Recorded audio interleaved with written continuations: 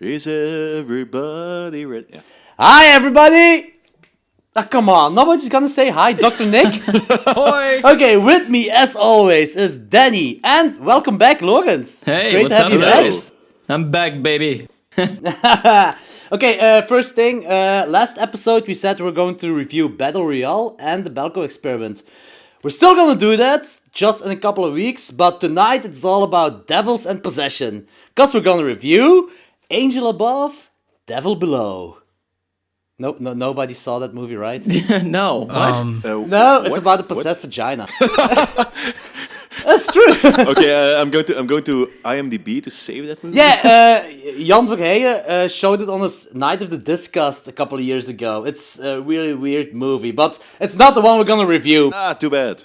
No, we are going to review The Exorcist and the Blackcoat's Daughter. Also known as Yesterday. Oh yeah, the reason we're talking English right now is because we have a guest host with us. And that guest host is Mr. Watson from the Horror Corridor podcast. Welcome, dude.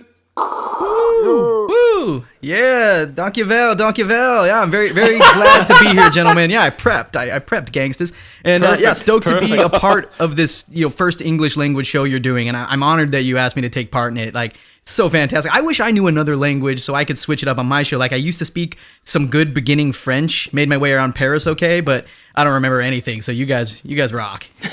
Welcome to Klokslag 12. What's the literal translation for Klokslag 12? Is it the midnight hour or Klokslag 12? Man. How should we translate our podcast in English? Midnight Hour and the Clock Strikes 12, those both have really good, ring really well to the ear. I don't know, I think you're fine going either way. It's up to you. I mean, I like them both. The Midnight Hour. The Midnight Hour podcast. Sounds pretty good. Yeah, that's good. All right, Midnight Hour. In that case, everybody, welcome to the Midnight Hour. Woo!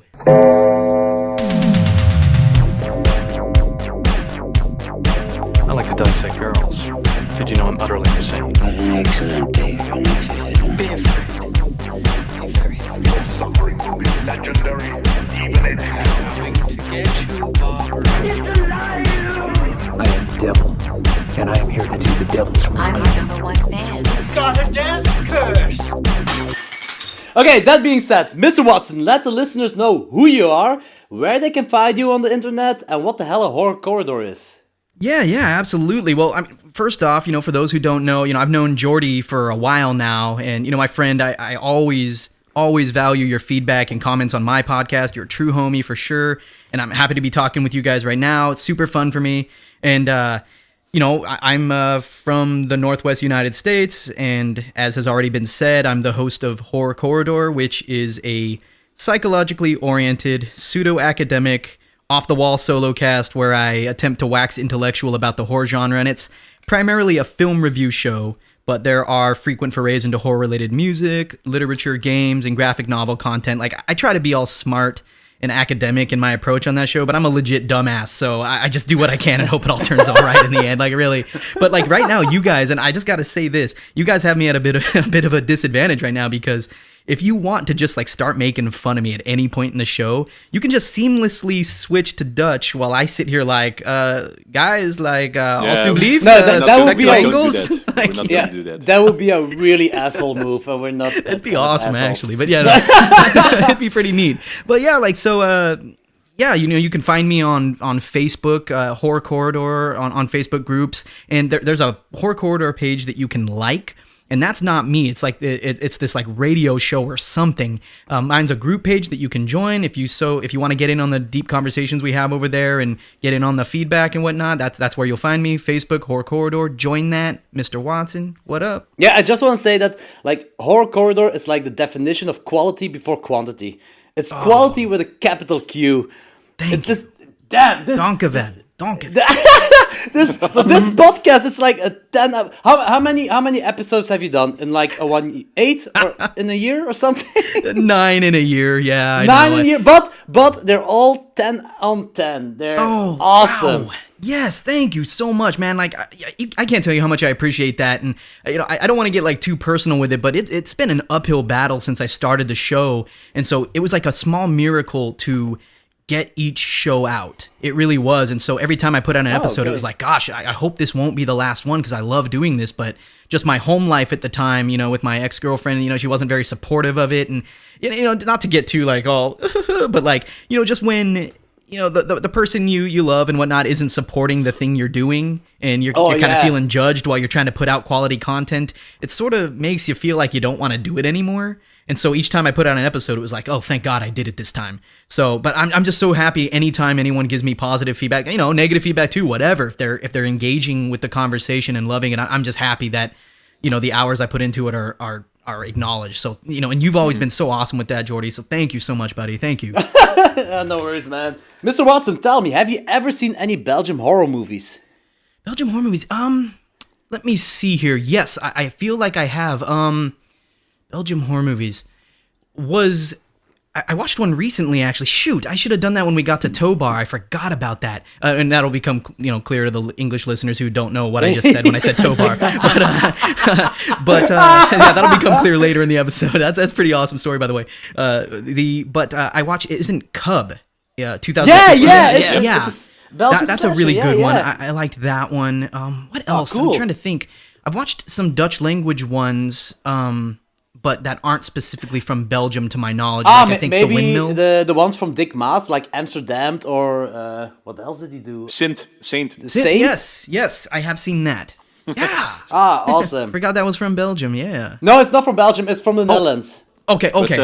That's same region, same difference. Yeah. Same difference. Other ones you have to check out are like Daughters of Darkness. Ooh. It's a beautiful shot vampire movie from 1971.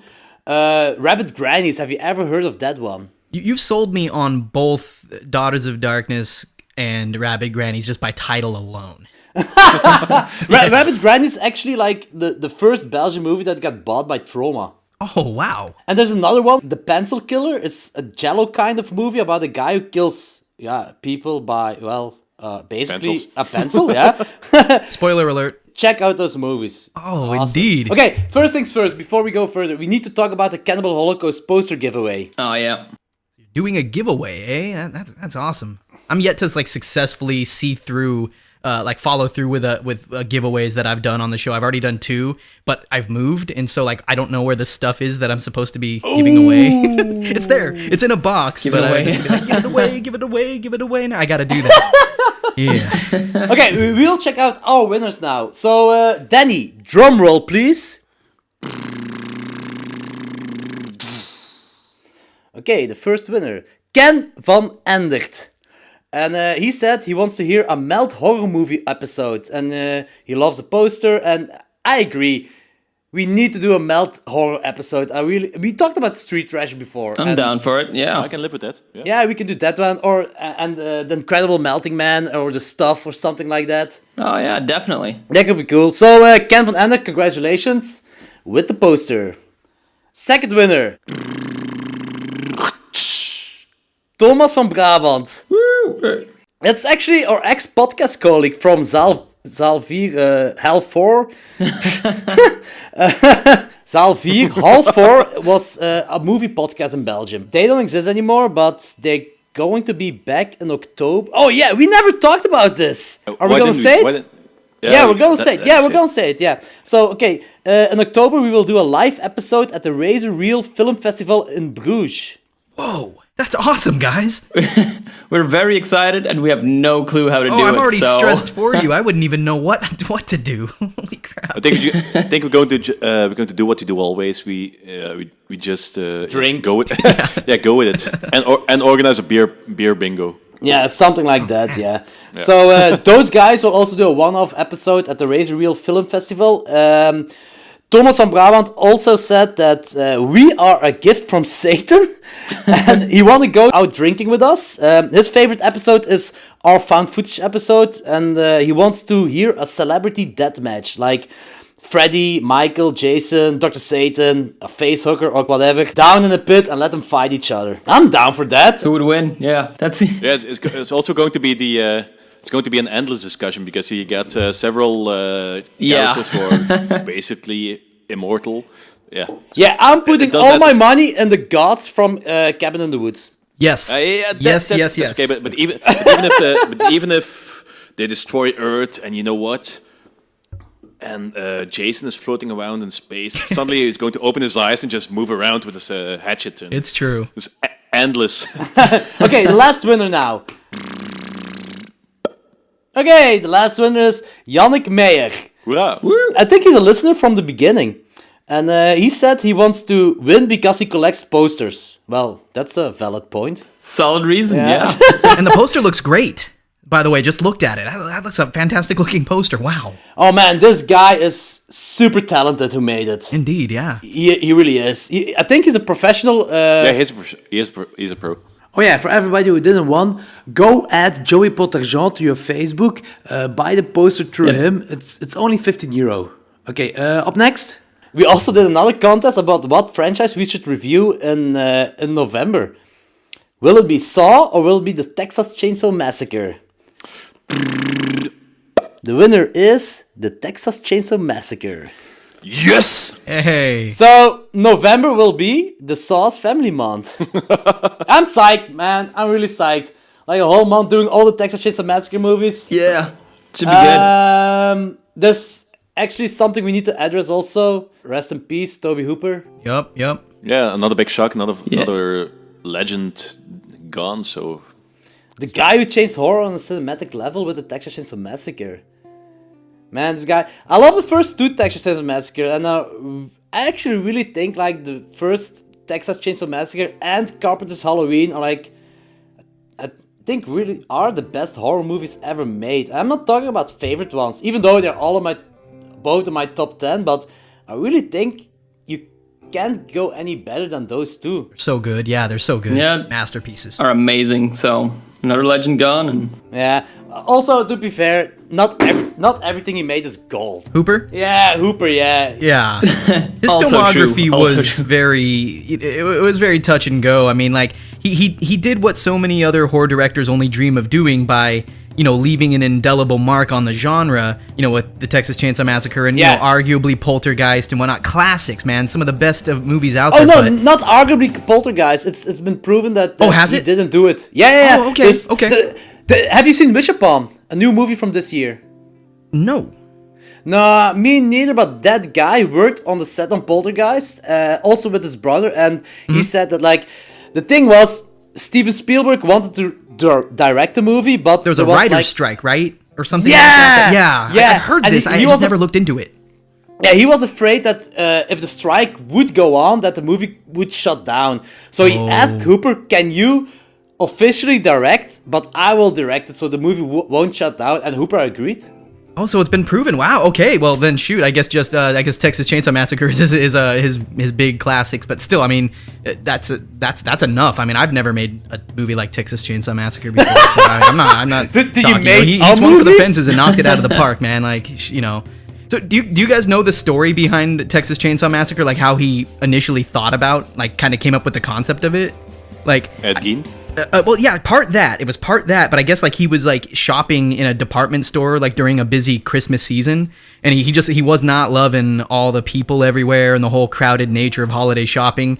So I guess he like stopped in front of this chainsaw display in the store and was thinking to himself, man, Oh, shit! If I grab one of these chainsaws and just rev it up, everybody's gonna get the hell out of my way. And I guess when he mixed that thought with Ed Gein, like he was just like Texas Chainsaw Massacre was born, and.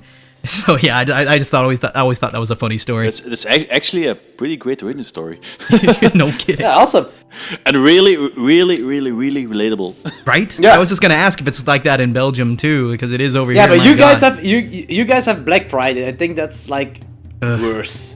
Yeah, Good. no, we have Black Friday since 2 or 3 years. It's Oh, really? okay. I missed it. one of those.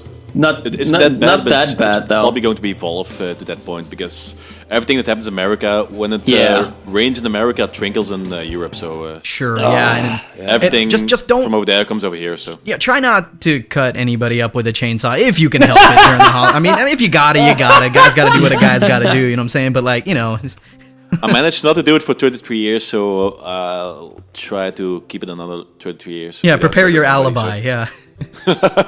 Hey, has anybody of you guys seen Jin?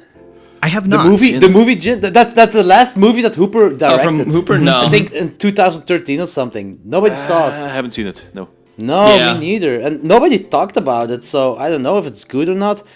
I do know that I like Life Force and Eaten Alive. Yeah. Oh, and the Mangler as well. Isn't that from Hooper as well? Yeah, that's like the only thing the last thing that people talk about that he did, Yep. and that's from like 1995 or something. Yeah. the manual. Yeah. Yeah, mid-90s. 95. Yeah, I 96. think Yes. so. I think so as well. Also like the Funhouse. I remember enjoying it as well, but yeah. That being said, it's time for the Towbar round. Towbar. The Towbar round. For everybody who is wondering, okay, I wanted to name the segment where we talk about movies, what we watched. So on air, I asked Danny. No, I just asked a noun, and Danny said Towbar. So that's now called the Towbar round. There we go. It's actually, for all English people listening, it's actually very similar to the Triple R review of Exploding Heads. Our podcast is basically a mashup of some of the podcasts I listen. So you got a lot of Skeleton Crew, Exploding Heads, Trick or Treat Radio, the horror movie podcast, and so on. So all those things. I love all those shows. Yeah, you're also a big fan of the horror movie podcast, right, Watson? Yeah, that was one of the 3 podcasts that inspired me to start Horror Corridor. Horror movie podcast, Dark Discussions, and there was a horror fiction podcast called Tales to Terrify.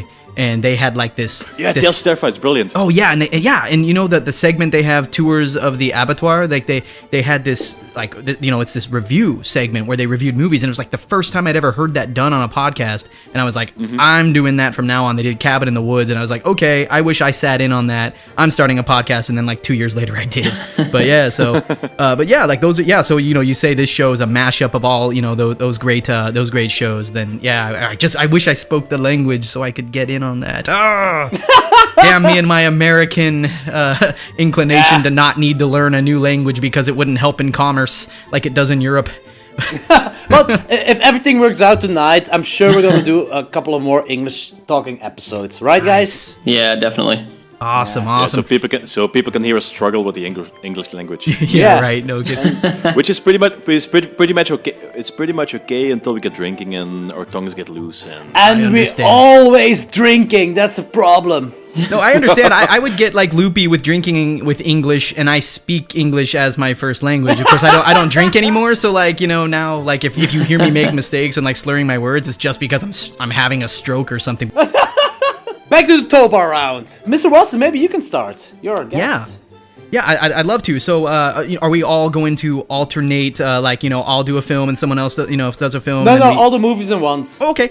Let's see here. So So I haven't honestly seen as much as I normally would because I'm in this, transition period where I'm living with my brothers now, and and so I'm between places. Haven't watched as many as normal, but I have watched a few things. So.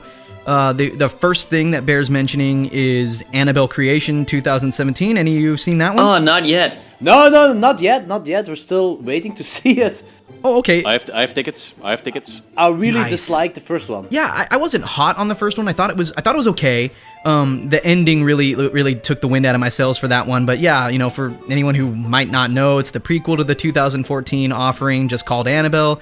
Takes place in 1955. So once again, we've got this period piece on our hands. And in this film, we see exactly how and why this otherwise, innocuous doll becomes this conduit of a powerful demonic evil. And I just got to tell you guys, like, I just want to state right now, like my favorite types of horror films are the ones that deal in the supernatural, hauntings, possessions, the devil. Like that's Really? the stuff that draws me. So that's why this is a fitting episode. Yeah. You guys had me on. But that said, like I'm also a big fan of this cinematic universe that began with The Conjuring. Like we've got these 2 Conjuring films, a third on the way. We've got the 2 Annabelle films.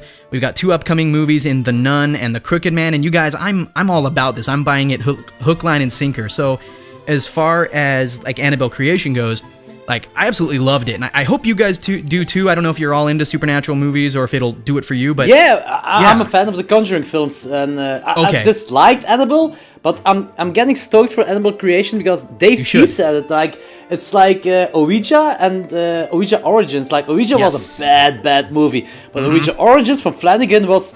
Well, it was an okay Ouija film. Yeah, it really was. It took the franchise in the second movie and really like just, and it you know what, I'll tell you what, Annabelle Creation actually makes Annabelle better. Oh, okay. It really does. And the way they tied it together, and it just surprised me. And so, just really quickly, I'll give like a really fast review of it.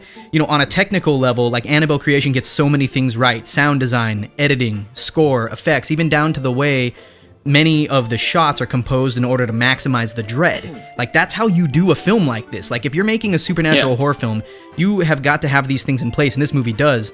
And furthermore, without giving anything away, like, when it comes to the way the demonic entity in this movie manifests itself, like, it doesn't just do evil things through the doll. We get our demon in many different forms. And so if you allow yourself to be moved by this movie, it will carry you away. Like, I was so happy to watch this film, and I'll be honest with you right now, like, it's in my top 10 of the year right now. I did not expect Oh, wow. I did not expect this would happen, guys, but it did. Like, I love these, demonic haunting possession films that take themselves seriously, and since this is an R-rated film, it takes itself and that R rating seriously. Like, this is theatrically released Hollywood horror done right, in my opinion at least, and so I don't have like an official numerical rating for the film just yet, but I might go like somewhere in the high 8s or even like maybe even a 9 out of 10, so... Holy shit. Yeah, I really Oh, wow. like that, and so... that's one. I only have like I think maybe one more or two more movies that I saw. But next on the Towbar list is have you guys heard of the Transfiguration 2017? No, I've heard about it, but I haven't seen it yet. never heard of it.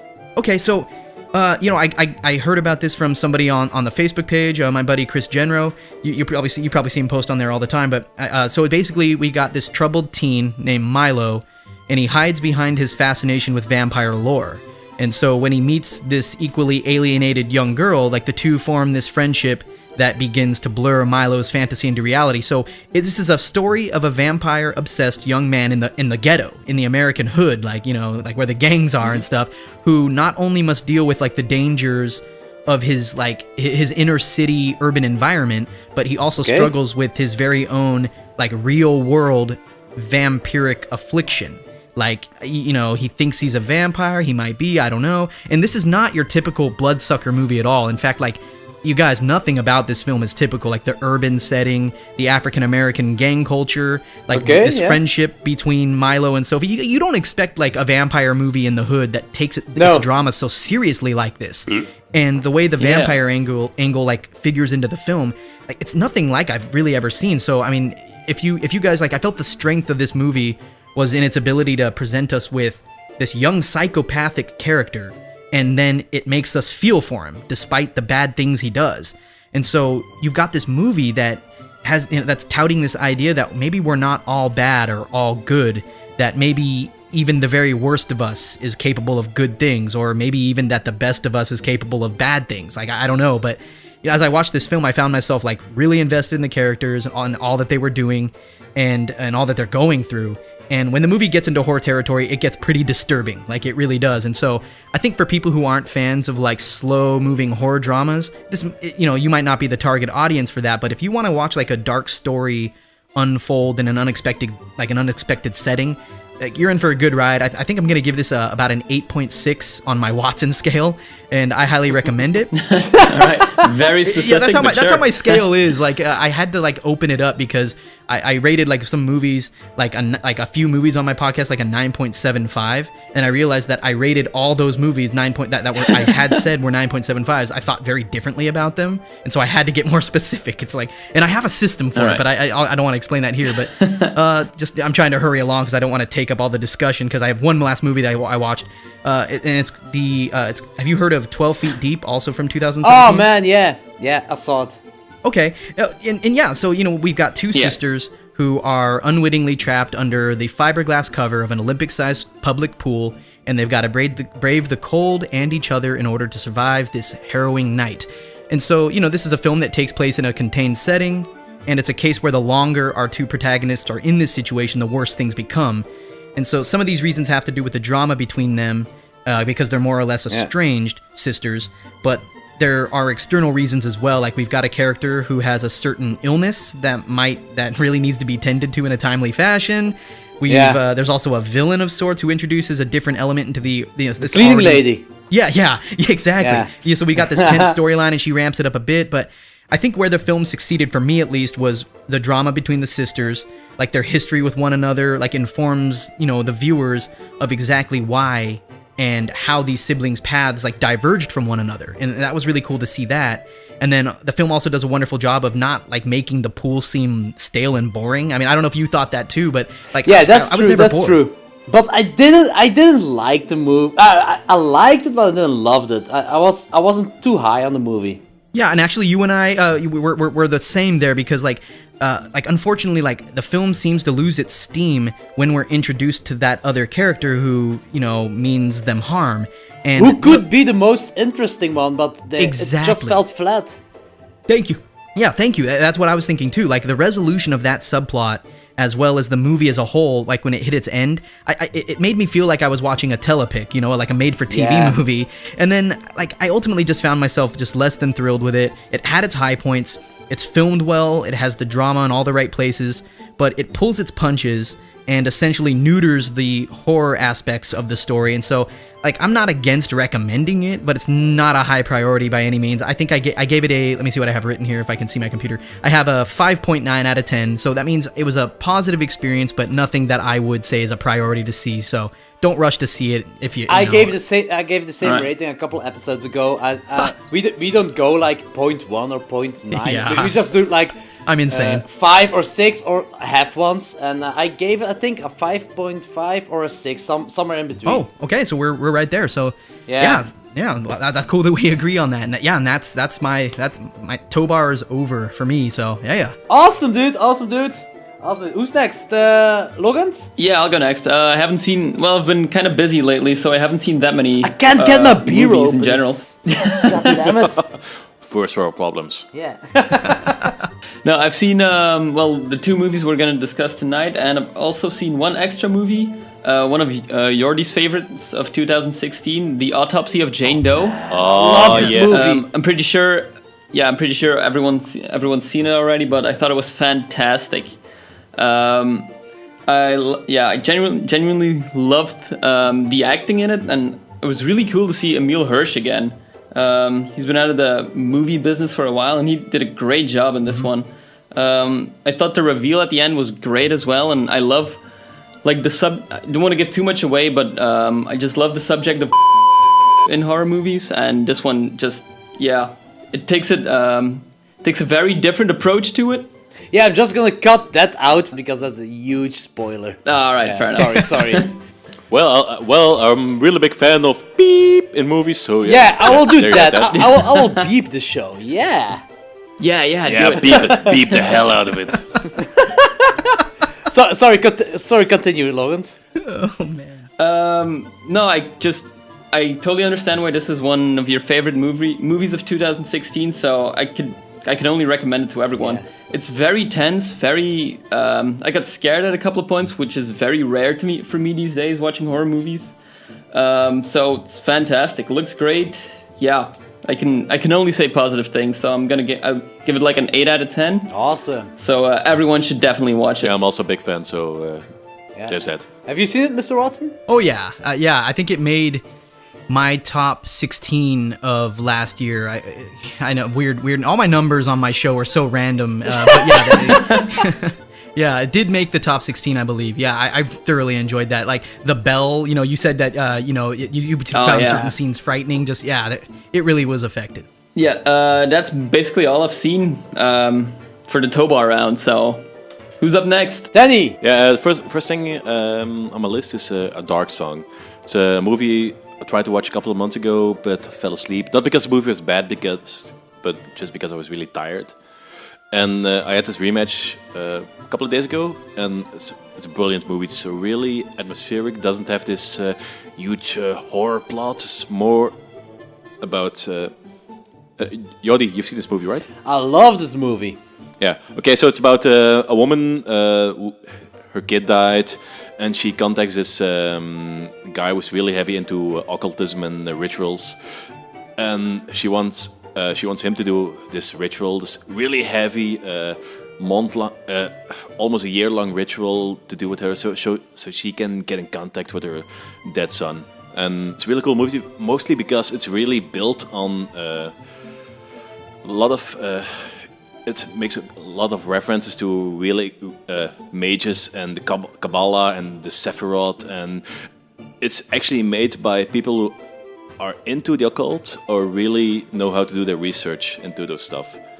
It's not just one of those other movies. Yeah, and we do this stuff, occult stuff, so we just invent something that looks cool. That's really, it's awesome. Those guys did their job. They did the job right, so I really liked it. It's not that much of a horror movie, but it is enough of a horror movie to be a horror movie. So you know what I mean. Sorry to interrupt. I'm just curious. I reviewed this on my last episode. Actually, that episode was just a big Towbar episode. Actually, that's all it was. It was an awesome episode because. Thank you. Yeah, dude, you and I were almost on the same page for. It Comes at Night. It Comes at Night. Yeah. The only thing yeah. is that I came up a lot higher than you are. I loved that movie, man. I really loved that movie. I thought it was great. I really did. I mean, I did give it an 8.5, which I do think I thought it was technically a brilliant movie. That's pretty okay. I'm thinking about going yeah. like my second favorite of the year this far. Nice, good. That's fantastic. And yeah, and we were just talking about A Dark Song, which I reviewed on my latest episode back in I think early July. And I was going to ask you guys, Denny, like, what did you think of the? Without spoilers, what was your take on the ending? Like, or if any of you who saw it, what did you think of the ending? Were you let down by the way the film chose to go? Or did you feel like that was the right way to end it? Like, just wanted to kind of hear what you think about that without giving spoilers, because that's a big spoiler. The end, Right, I think to me I think the ending was the weakest part of the movie, but okay, I'm with you on that. All right, more or less to be expected. It was going to be that way. They were going to go into that direction, but that's one of the things they could have done better, in my opinion. So, but still liked it. It could have been a lot worse. Well, yeah, that visual at the end, and I don't want to give away what you see, but when she sees something at the end there, the big thing, and I was like, I was beside myself. I think I was pretty drunk too, and I was just like, what is this? Like, is it me or is the movie doing this? What's happening? Too much whiskey, man. But yeah, oh man, that was impressive. just now that I remember that Logan's, we and Mr. Watson have something in common. Not only horror is like our favorite thing, but also punk rock. Oh, really? Mr. Watson, one of his favorite bands is the Ramones. Oh yeah, dude. I love great. punk rock. Yes, perfect. Yeah. Okay, I just wanted to shuffle it in here because it's a really man. huge passion of us. And Mr. Watson, have you checked out Off for the Heads? Loved it. In fact, I can't stop listening to what is it? Their album is at Home. I can't stop the way he deals with his depression through the punk rock music, and the song Clear the Air. I really want to do like an acoustic cover of it. Oh, that song is brilliant. Yeah, for like a YouTube channel I plan to do in a couple months. It's a fantastic. Yeah, you turn me on to a good, because who was it? Logan's. Are you into punk, or which of you was into punk? Yeah. Okay, so yeah, I'm a punk rocker all the way, man. I love that stuff, and I was on my show, I expressed that, like, oh man, I don't know about the punk rock that's happened in the last 10 years, and Jordy was like, or Yordi, yeah. I say Jordy, because that's how we say it yeah, over it's here, okay, but every Yordi. American says Jordy, I'm sorry, so no worries. but yeah, then Yordi comes on in, and he's just like, he just gave me this list of bands, and so I'm glad we have that in common. That's fantastic, man. Yeah, that's pretty much what Jordy does. That's true. Yeah. So, very sorry to interrupt you, Danny, but what else have you seen? Tobar. Yeah. Okay, so this solitary black metal guy will go on with this list. The next movie I saw was The Raking. It's this indie movie about some devilish creature in the desert in America somewhere, and it's the perfect example of the fact that it's not because you use practical effects that the effects are cool. It's nah. Wasn't that? It was really cheap, really cheesy, crappy guy in a rubber costume, and I really didn't like it. So the movie basically sucks. Yeah, I don't know. The story behind it was pretty cool. A couple of students and their teacher were going to a desolated area in the desert somewhere. Somewhere in the American desert, I don't know how to call it. And because they wanted to experience the vibe of some urban legend that's hanging around there. And sadly enough, lucky for the people watching the movie, it's exactly the one night in the year that the urban legend comes to life. So yeah, they're basically screwed. Yeah. Would have been a real short movie otherwise, but yeah. Okay, cool. Didn't really like it. I've started out pretty okay and went downward really fast. So the next movie that I saw was The Beyond from Fulci. Awesome! Yeah. I haven't seen it yet, and I really liked it. I like that it's a early '80s movie, but it still has the '70s vibe, but with a slightly better image. So I really liked it. Also, the entire Gates to Hell Yeah. topic it's really a cool movie, and It's not really a cool movie. It's like a brilliant movie. It's awesome. And Jordi, you might or might not hate me about it, but it's got this Lovecraftian vibe, so Yeah. I like it. Oh yeah, Mr. Watson, you don't know this, but like Danny is our Lovecraft guy, so he knows everything about okay. Lovecraft. And I don't know everything about Lovecraft, but I try. Nice. Yeah, I'm convinced that 80% of horror is Lovecraftian or Lovecraft inspired. So That's a fantastic argument, because a lot of people just look at Lovecraft like, oh, this movie has tentacles in it. It's Lovecraft inspired. But I mean, Lovecraft was very concerned with just the unexplainable, unfathomable nature of like otherworldly things, and because exactly, and that's fan. We see that all the time. Yeah.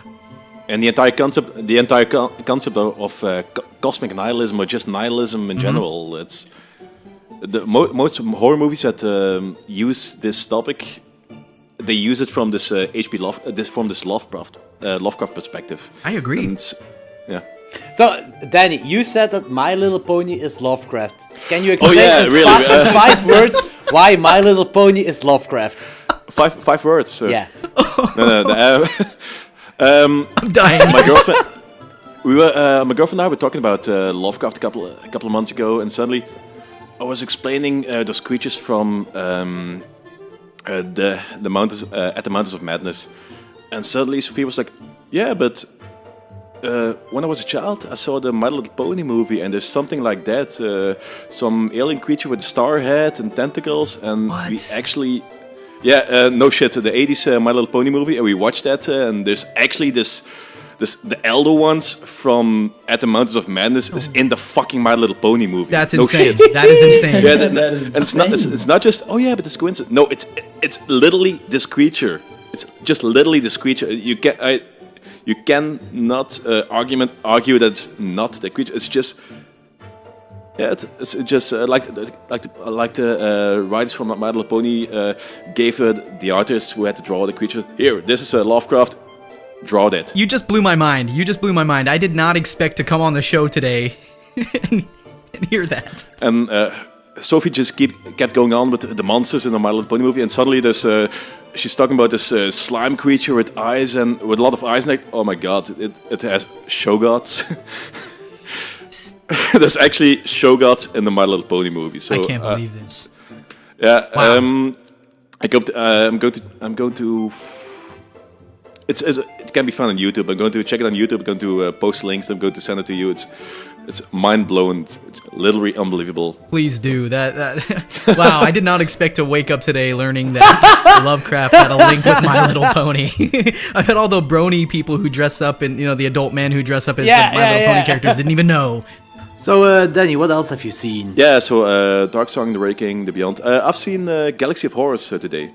An anthology movie. Jordi, you saw it a couple of months ago. Yeah, I wasn't sold on it.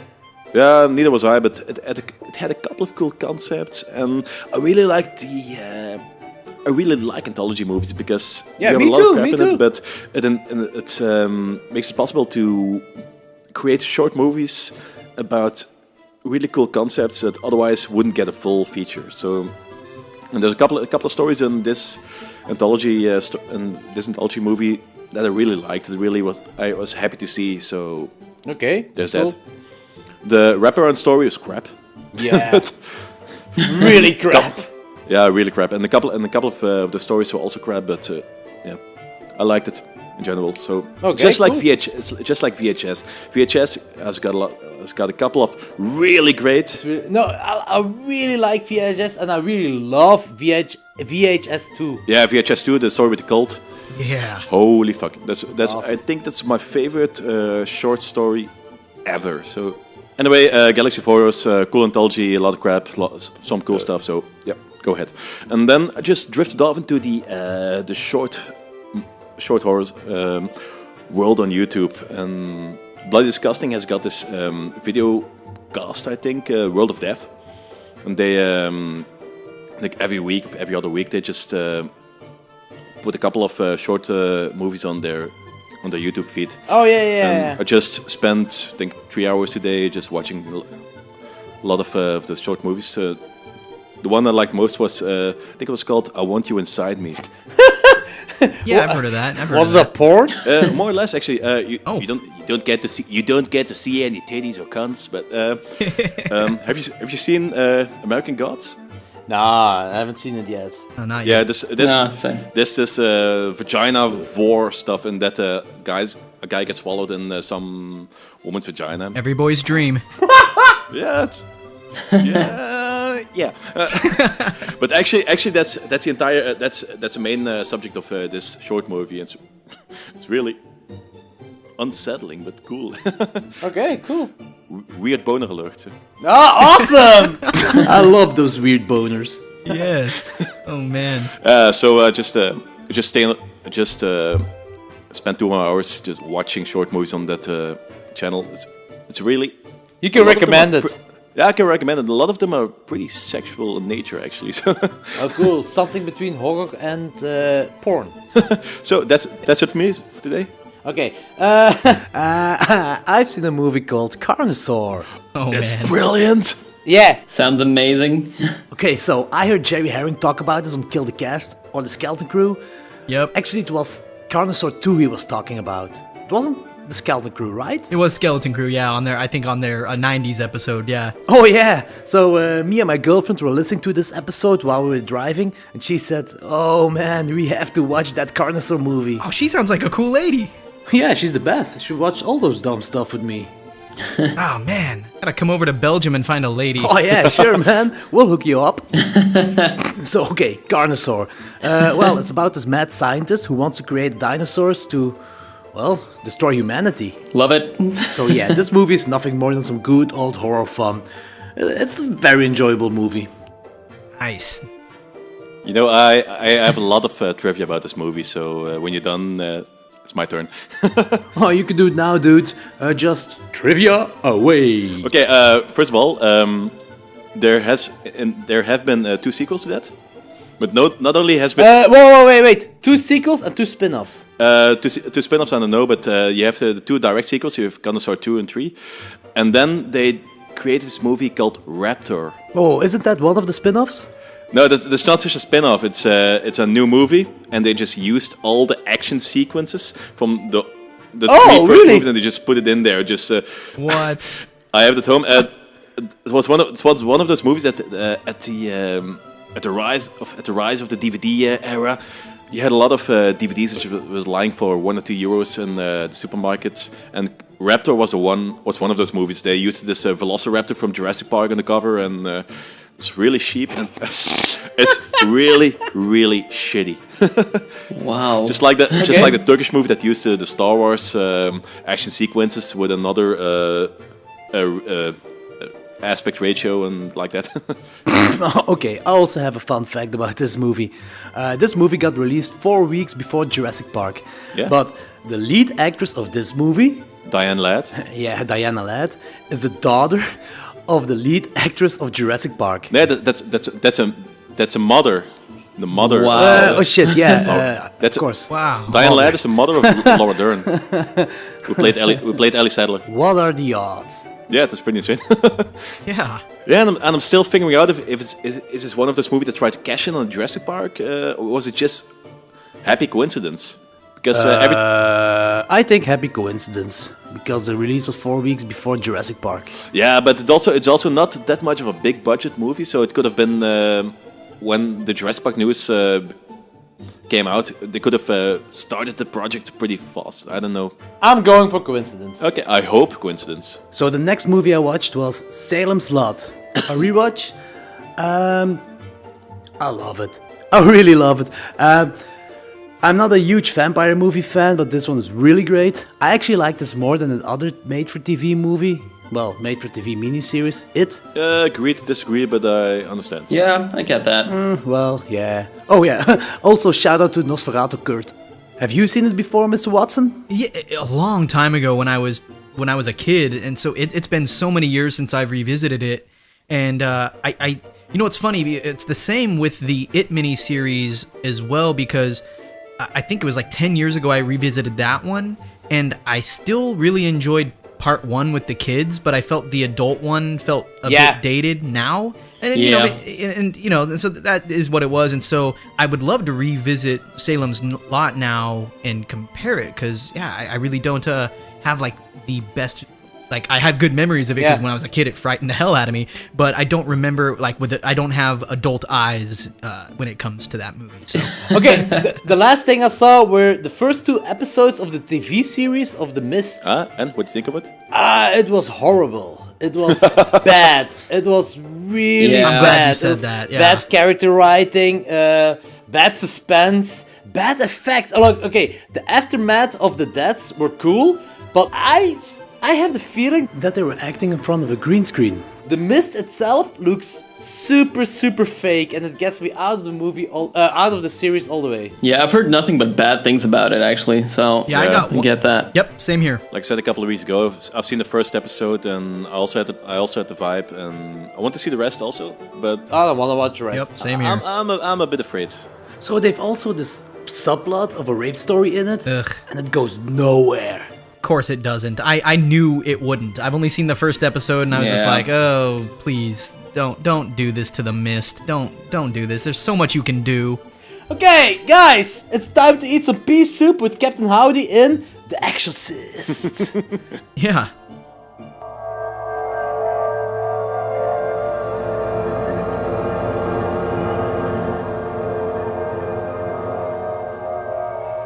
Somewhere between science and superstition, there is another world.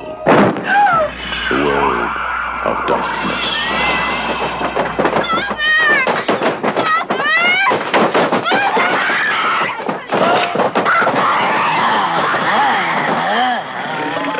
Nobody expected it. Let's see what Nobody believed it. And nothing could stop it. There are no experts. You probably know as much about possession as most priests. Look, your daughter doesn't say she's a demon. She says she's the devil himself. I'm telling you that that thing upstairs isn't my daughter. Now, I want you to tell me that you know for a fact that there's nothing wrong with my daughter except in her mind. You tell me you know for a fact that an exorcism wouldn't do any good. You tell me that!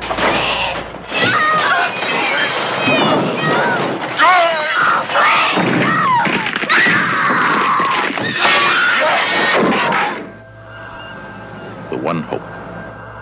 The only hope. The Exorcist.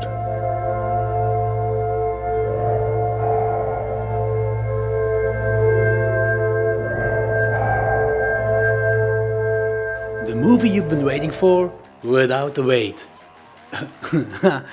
That's a weird tagline. Yeah. It's weird. Directed by William Friedkin. So he also did The French Connection, one Tales from the Crypt episode, and he made a documentary that will come out this year about a priest that will perform his 9th exorcism on an Italian woman. Yeah, it's pretty much a story about failing at your job. So, I don't know, maybe it's like one of those 10-step exorcisms. I don't know. step 1: throw holy water. Yeah. Okay, The Exorcist from a novel by William Peter Blatty. I have this duo pack with the Blu-ray in it, so, but I still haven't read the novel. Have any of you guys read it? I have it at home, and I haven't read it yet. Yeah, so- I read it years ago when I was in high school, and I think it went over my head. It's a book I'd like to read now and really get to. I think I was just reading it back then, so I could like, oh, it'll be really cool to read about a head turning around, and spinning. But I think there's just like all the subtleties and all there's the heavy themes probably went over my head when I was like 15. So I own the book, so I need to read it once again. Cool. All right, cast. Alan Burstein as Chris McNeil, the mom. And do you guys know what Friedkin's first choice was as actress? Nope. I have no idea. Audrey Hepburn. Audrey Hepburn? Oh, wow. Awesome. Oh, really? I have a crush on Audrey Hepburn. Everybody has a crush on Audrey Hepburn. Yeah. I don't think she likes me. Like, She's dead. Well, yeah, and that's all the more reason. It's only death keeping us apart. Necromantic. Never been with a brunette girl before. First time for everything. Yeah, especially a dead brunette. Right? Max von Sydow as Father Marin, and the studio wanted to have Marlon Brando. Wow. oh, what? That's insane. Oh wait, it gets better. Jason Miller as Father Karras, and Jack Nicholson's supposed to play that. Jeez. Oh yeah. Also, Linda Blair as Reagan, and producers wanted Jamie Lee Curtis for this role. Oh, cool. Yeah. Wow. Okay, Wow. guys, just imagine that. Marlon Brando and Jack Nicholson fighting against a possessed Jamie Lee Curtis while Audrey Hepburn is crying all over this. Man. Wow. Yeah, I'm really... Insane, yeah. Yeah, I'm really hoping that we're going to get to the point that artificial intelligence just can create every movie you want from scratch. So this could happen in the future. This is a possibility in the future. Really? Ah, yeah. Future looks good. Lee J. Cobb as Lieutenant William Kinderman. And that's the guy who wants to go to the movies the whole time. Nobody wants to go with him. So. That scene was awesome when he's like, It's my favorite. It's my favorite. Yeah, it's my favorite character of the movie. He's such a Come on to the lovable movie with me. person. Yeah. yeah. Yeah, and Mercedes McCambridge, who does the voice of a possessed dragon, she didn't get any credit for the voice and the things she had to do for the movie. She needed to smoke lots of cigarettes a day. She was a recovering alcoholic and had to drink strong liquor just to do the voice. It's true. We also got Eileen Dietz, who also didn't get credited, and she was the face of Pazuzu. The face. No. The face of Pazuzu. You mean the little statue or what? No, not the statue, not the statue. Image that just pops up once. Yeah. Subliminal that face. Yeah. Right, yeah. Actually, I thought it was Father Damien with makeup or something like that. That was Nope, him? Okay. it's Eileen Dietz. Ah, okay. That's new. That's news. Okay, Logan's a synopsis. Yeah. When a teenage girl is possessed by a mysterious entity, her mother seeks the help of two priests to save her daughter. Okay, everybody, go check out L'Empire de Lumière, or like the Empire of Light. It's a series of paintings that got inspired for, well, that famous scene, the movie poster also. Yup. It's awesome to see.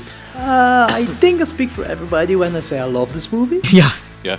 Yeah, obviously. Okay, this got the reputation of the scariest movie ever made. How do you guys feel about that line? You have to see it in its context. But Yeah, back and in it's the time setting mostly. Yeah, it's time setting its And context. it's Back time in the setting 70s, mostly, yeah. This, as far as I can imagine, I imagine this to be actually one of the scariest things that ever was projected on the big screen. But like in general, if like studios say this is the scariest movie ever made. Yeah, but I don't believe in the lines. I don't believe in the words the scariest movie ever made, because that's something that's really subjective. It's a personal thing. It's really personal. It's really subjective. So yeah. The remake of The Grudge scared the shit out of me. Oh, wow. And, well, my girlfriend back in the days, who was scared with everything, was falling asleep because she found it to be boring. So it's really personal. Yeah. Whoa, she found the Grudge remake boring? Yeah. She was really not impressed. Okay. Okay, the start of the movie. So we begin with Father Marin, who finds an amulet that resembles like the the penis statue of Pazuzu. Yeah. Let's Nobody use that. noticed that? Seriously, has nobody of you guys noticed the statue of Pazuzu has a gigantic cock? I don't know, it didn't seem that gigantic to me. Hey. Whoa! Yeah, Worst joke ever. Yeah, that was lame. But Sorry. that's not that uncommon for statues from before 20th century. The phallic symbol was really prevalent in almost every culture or religion. Yeah, but that statue is ready to fuck. It's like right up there. It's like, check out this dick. You know, you've got this. I'm going to send you a couple of pictures from Norse mythology and stuff. They got a couple of statues from Odin or Thor, with the pretty much big cock. Let's not kid ourselves here. You're really gonna send us dick pics, aren't you? Yeah, but you guys, it's Odin. No, My we phone know is ready. That's you. No, it's a statue. No, that's you. It's a statue. Oh God. Okay. Okay, but that statue is supposed to be the demon that Merrin defeated years before, right? And also, it's called Pazuzu, but I know it's called Pazuzu, but I have to admit I know it from the sequels. I don't think they ever call the demon Pazuzu in this movie. Am I right? I think it's actually Heretic 2, the second movie that they named it, but I think I believe it's referenced to in the book. I'm not sure about that, but yeah, in the book it is, but not in the movie. I was waiting to see if there was a reference to it because I couldn't remember. Because just like you said, it's like we all know it. It's like with Halloween. Yeah. Everybody knows that that Jamie Lee Curtis, Michael Myers, they're brother and sister. But if that first movie was the only thing that existed, that was never there, and so you wouldn't know that like we all know now. So that's how I felt too. I was like, hey, I thought the same thing. Like, hey, they never actually say Pazuzu in this movie. At least not the version I watched. I watched the theatrical. Yeah, me too. Yeah, same. So this whole prologue thing starts over in Iraq. And after that, the demon goes to the United States. But why? Since he wants to have his revenge on Father Maris, wouldn't it be easier for the demon to possess someone in Iraq? No, everybody knows people in Iraq are insane. So that's a really good... So that's the reason Pazuzu went to the United States to possess someone. Because everybody in Iraq is insane. Too insane for the demon. Well, this is a good question because I never thought of that actually until you said that. But when I think about it, it's like, what we have so we have the scene, so Merrin finds the statue, and they're in a dig in Nineveh, which is where the story of Jonah and the giant fish. He went to Nineveh and saved everybody there. But so we have the scene where he visits that place and the clock stops, and so we know there's something supernatural going on. And then he makes his way to the ruins, and there's that shot. We get this strong gust of wind that catches Merrin's attention, where he's then drawn to the statue of Pazuzu. And, I don't know if you guys know, but Pazuzu is supposed to be the king of the demons of the wind. And so just the fact that this is how we're introduced to the spirit, it shows like just awesome, remarkable subtlety. But it's here, and so, speaking to why the demon might have gone to America, so it's right here where Merrin sees, some dogs fighting, and then we get this shot of Merrin and the Pazuzu statue. Wait, go back. The dogs fighting. Yeah. Has Pazuzu something to do with it, with the dogs? Okay, there's two ways you can look at it, and I think it all amounts to the same thing. You can say that there's maybe something disturbing, something supernatural, some emanating from that area because the statue's there, or it's just this display of just how nature fights itself. And how you have just the violence between, dogs. I mean, these are just animals, and let alone what humans do to one another. Because this is a movie about the sort of ultimately This is a revenge story. A revenge story about the evils of humanity and and so. But what we have here, so we see the dogs fighting, and then we get this shot of Merrin and the statue on opposite sides of the screen, as though they're facing off, like it's a precursor of what's to come. Merrin versus Pazuzu. Ancient evil versus modern medicine and faith. Hollywood veneer versus like the problems in the family. It's a great opening scene. And so the reason I think that America was the destination where Pazuzu went is, first of all, because Merrin was eventually going back there, and we know this demon knows more, has a lot of foresight, and can see into the future, know things people can't know. But also, what in Iraq, it's the old world. They believe in that stuff there openly. Here, in early 1970s America, the headlines were God is dead. And so, and then so what better way to introduce this old world evil versus modern sensibilities than have it take place in a Hollywood home, or not, in New, Washington D.C. Western home. Yeah, in the home of a Hollywood starlet, and attack the family in this way, because you're going to attack it with medicine and modern takes on faith, but no better place than America in the early 1970s than to have this ancient evil versus the modern. And so that's why I think that it was a fitting setting. But they explain themselves when the Catholic guys are discussing in between them. Even Damien says I believe Damien says, exorcists, we don't do exorcisms anymore because it's mostly psychological stuff. It's an ancient thing. Yeah. So when we are in the States, don't you think that Chris is way too naive about this Ouija board? Or is it this movie that made Ouija board scary? Yes. Yeah, prior to this, just like with Night of the Living Dead 1968, that subgenre of demon possession horror really didn't exist. You can find different examples of maybe a possessed person, but it was like with zombies, it was like voodoo possession, so there is this whole thing of loss of agency, like with zombies or like with possession, but there wasn't the definitive possession movie, and at least in... Yeah. Oh, okay. So it is this movie. I don't know about Ouija boards. Probably, though. I imagine that, it was just, I remember seeing Ouija boards in Toys R Us, but I was just like, I wasn't gonna go near that damn box. I was like, screw that, man. I'm not gonna get one of those, or I'll like get Pazuzu up in this bitch. And so, like, not trying to have that happen. But no, I really do believe the reason I love this movie so much is because this movie invented a new subgenre, just like how Jaws made the shark movie. This is the possession movie. Oh, yeah, I made the same comparison. Some guy reviewed The Shallows and said it was a shitty movie because the Jaws was so great.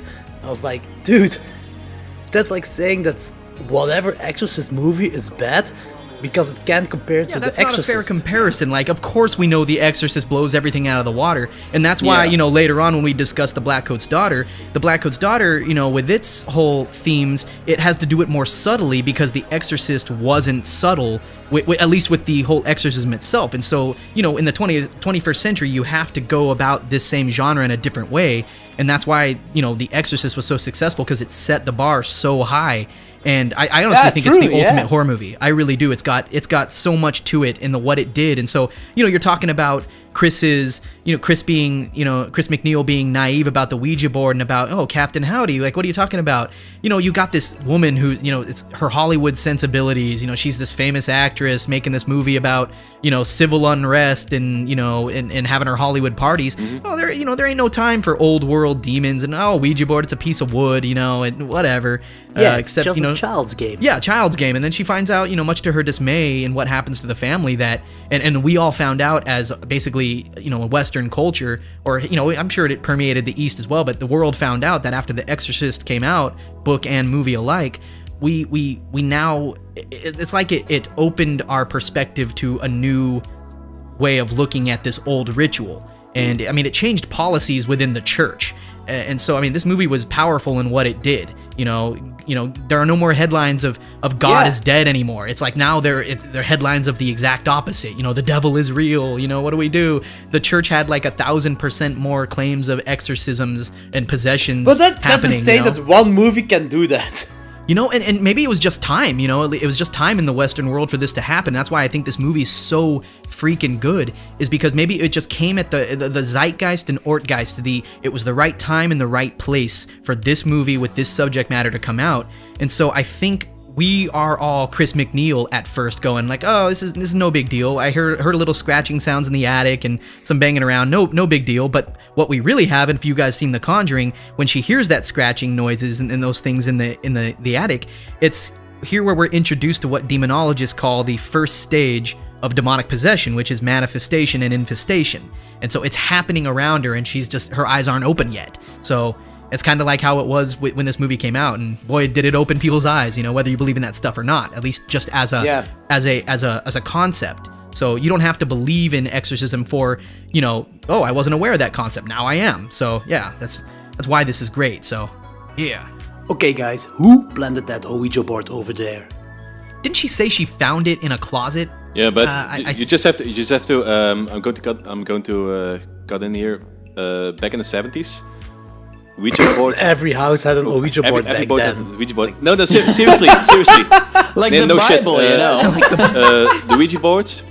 The Ouija boards were distributed by, I guess it was MB. It was just a board game back in the 70s. It was really popular. You just could buy it. yeah. You could buy it in every toy store. No shit. Okay, so we can assume that Chris bought it for Reagan in a toy store, right? Yeah, probably it's nothing more than that. Yeah, just forgot, yeah. Back in the days, it was just a board yeah, game. You kinda could buy. makes You sense. could buy it everywhere, and I think it's since I believe since The Exorcist, like you said earlier, The Exorcist made Ouija board scary. I think okay. it went downward after that and became less a fun game, a more serious occult stuff back in the days. So, up in the attic, when Chris is investigating some stuff, what the hell made that flame bigger? Was it Pazuzu? Yeah, I think so. I think what because demonologists call... To scare her, then. Yeah, they call this the first Yeah. stage of demonic possession, which is manifestation and infestation. I think that is, according to that type of lore, in that type of belief, when the spirit first makes itself... I guess it hasn't revealed itself as what it is yet. It doesn't do that till stage 2. But at this point, it's, I guess, manipulating physical things just to make itself known, to I guess, probably to gain entry, to get the curiosity flowing. I feel like that's the... So, Pazuzu was already in the house at that point. I believe so. That's what was doing the scratching noises. I believe it was beginning to trying to make others aware that there's something amiss, and then it's going to pick the most vulnerable one to latch onto. And Indeed. Okay. because that's the one that when a spoiler alert, I think somebody gets possessed in this movie. When that happens, that's the ultimate goal, to get in that flesh and to cause dismay all around it. But we'll get into that. So yeah. Woo. Okay. Imagine you're going to your friend's house and her daughter comes downstairs, says you're going to die, and pisses on the floor. How awkward will the rest of the evening be? That's... How are you gonna react if you see that happening? I think most of those people left the house in the next 5 to 10 minutes. That would be like the Yeah. most awkward moment I will ever be in. Yeah, no kidding. Well, I think that right there, that scene you just said, is where we enter stage 2 of the demonic intrusion or demonic possession, exactly. which is oppression. Yeah, oppression. And so right now, it hasn't fully possessed her, but now its influence, it's gone beyond scratching the walls, making the flame jump. It's no longer trying to get small attention. It now has a hold. Pazuzu now has a hold on Reagan, and it's beginning to exert its influence until it reaches stage 3, the possession. And, so I think that's the scene where we see stage 2. Okay. Yeah. Okay. When we see this the statue with the big pointy breast. The vandalism at the church? Yeah. Who did it?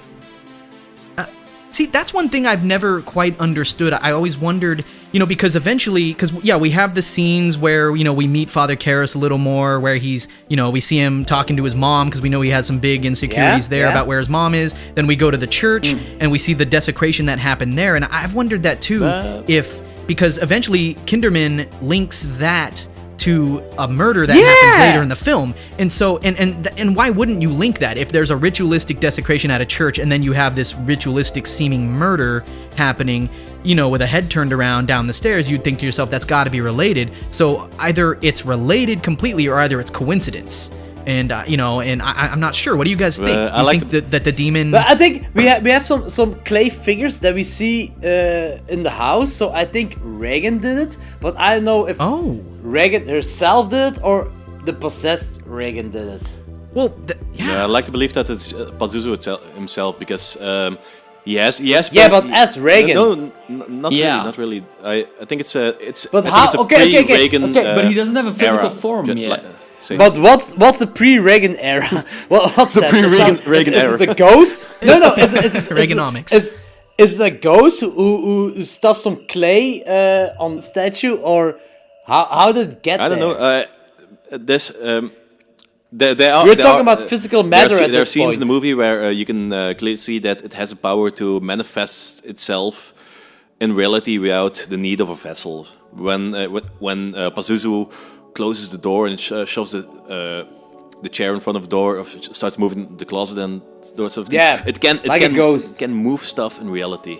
So even in the beginning of the movie with the clock, when Marin is at that shop, the clock stops. Oh, yeah, okay. Right, So yeah, it that could makes sense. extend itself out pre-Reagan to cause a desecration to get talk in the community, and then, I mean, I don't know, it's all about, and even that desecration in the church, that vandalism is all about shaking faith. It's this demon's goal is to make us, question, to doubt, and to hate ourselves, and what better way to do that?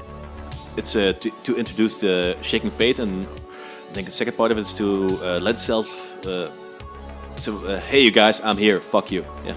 Yeah, exactly. Never considered that question before. Yeah, I'm weird about those things. Oh man, that scene in the hospital when Reagan gets that machine on her. It was my first jump scare of the movie. And that has nothing to do with possession. It's just regular hospital stuff. Yeah.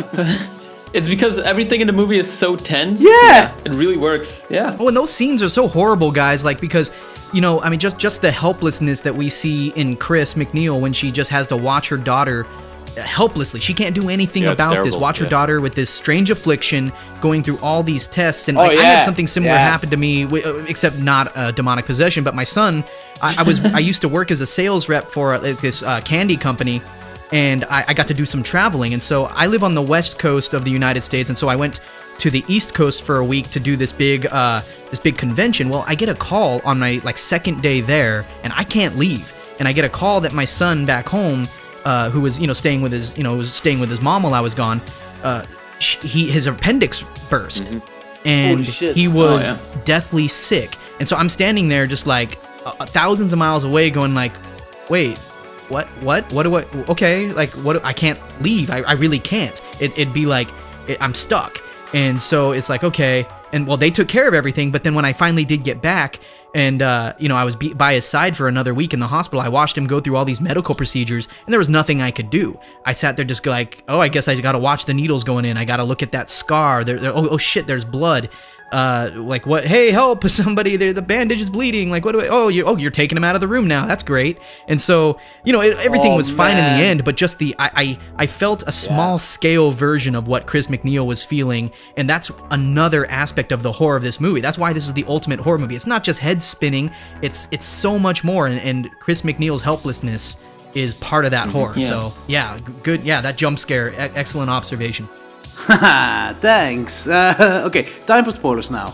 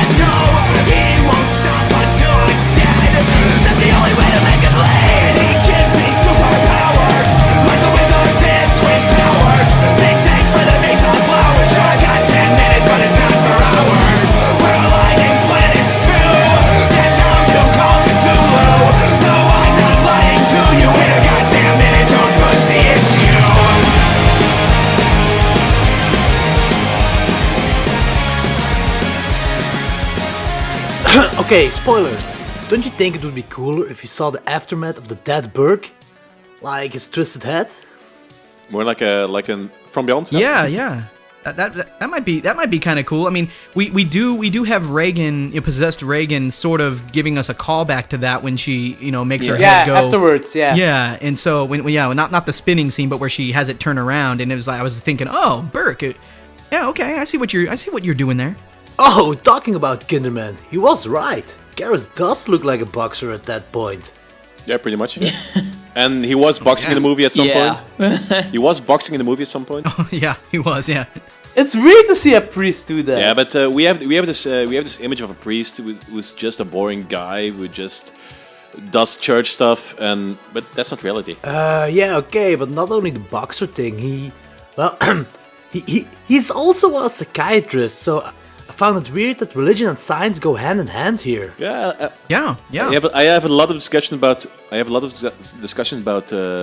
know some real religious guy that lives in my area, and sometimes I have this discussion about him about religion stuff, and he says that science and religion really go hand in hand, but there's at a certain point there's some leap. And they get it, but I don't get it as a non-religious person. So I find it hard to believe because we have like a whole room full of doctors, and they're all saying that Reagan needs to get an exorcism. But they explain it. They explain it because as a placebo effect. Yep, that's what I have written in my notes. Yeah. They say they say pretty clearly when we don't believe the exorcism. Really works, but it works as a placebo. You can it's pure psychological. You can make a person believe that he's being exorcised, and because he thinks he's being exorcised, the exorcism really works. If it's just But how do you explain Father Karras then at that point? He has this psychology background, and he is available to do that. Extremely educated too. I didn't catch that in the other times I've watched the movie. He names off like the colleges, the universities, where he studied. He's talking Harvard, Johns Hopkins. Berkeley, like he's legit. Like he is legit. But how weird is it that he's like religious? That he's a priest? Yeah, and what did he say at some point that he was? Did he say that he was a priest first and then got into psychology after that? Or was it the other way around? He got into psychiatry. Yeah, okay. But let's say you have to study 4 or 5 years to become a priest. I don't know how many years, but let's say 4 years. And how many years do you have to study to become a psychiatrist? Like 8 years, like minimum usually. Because I was almost trying to become a psychiatrist, but there's things about psychiatry that I don't really agree with when it comes to prescribing medicine. So that's why my degree's in psychology, and I got to finish up this damn master's degree. Now I'm stressed. But yeah, like I think that the reason Karras, I think it's great that we have in Karras this.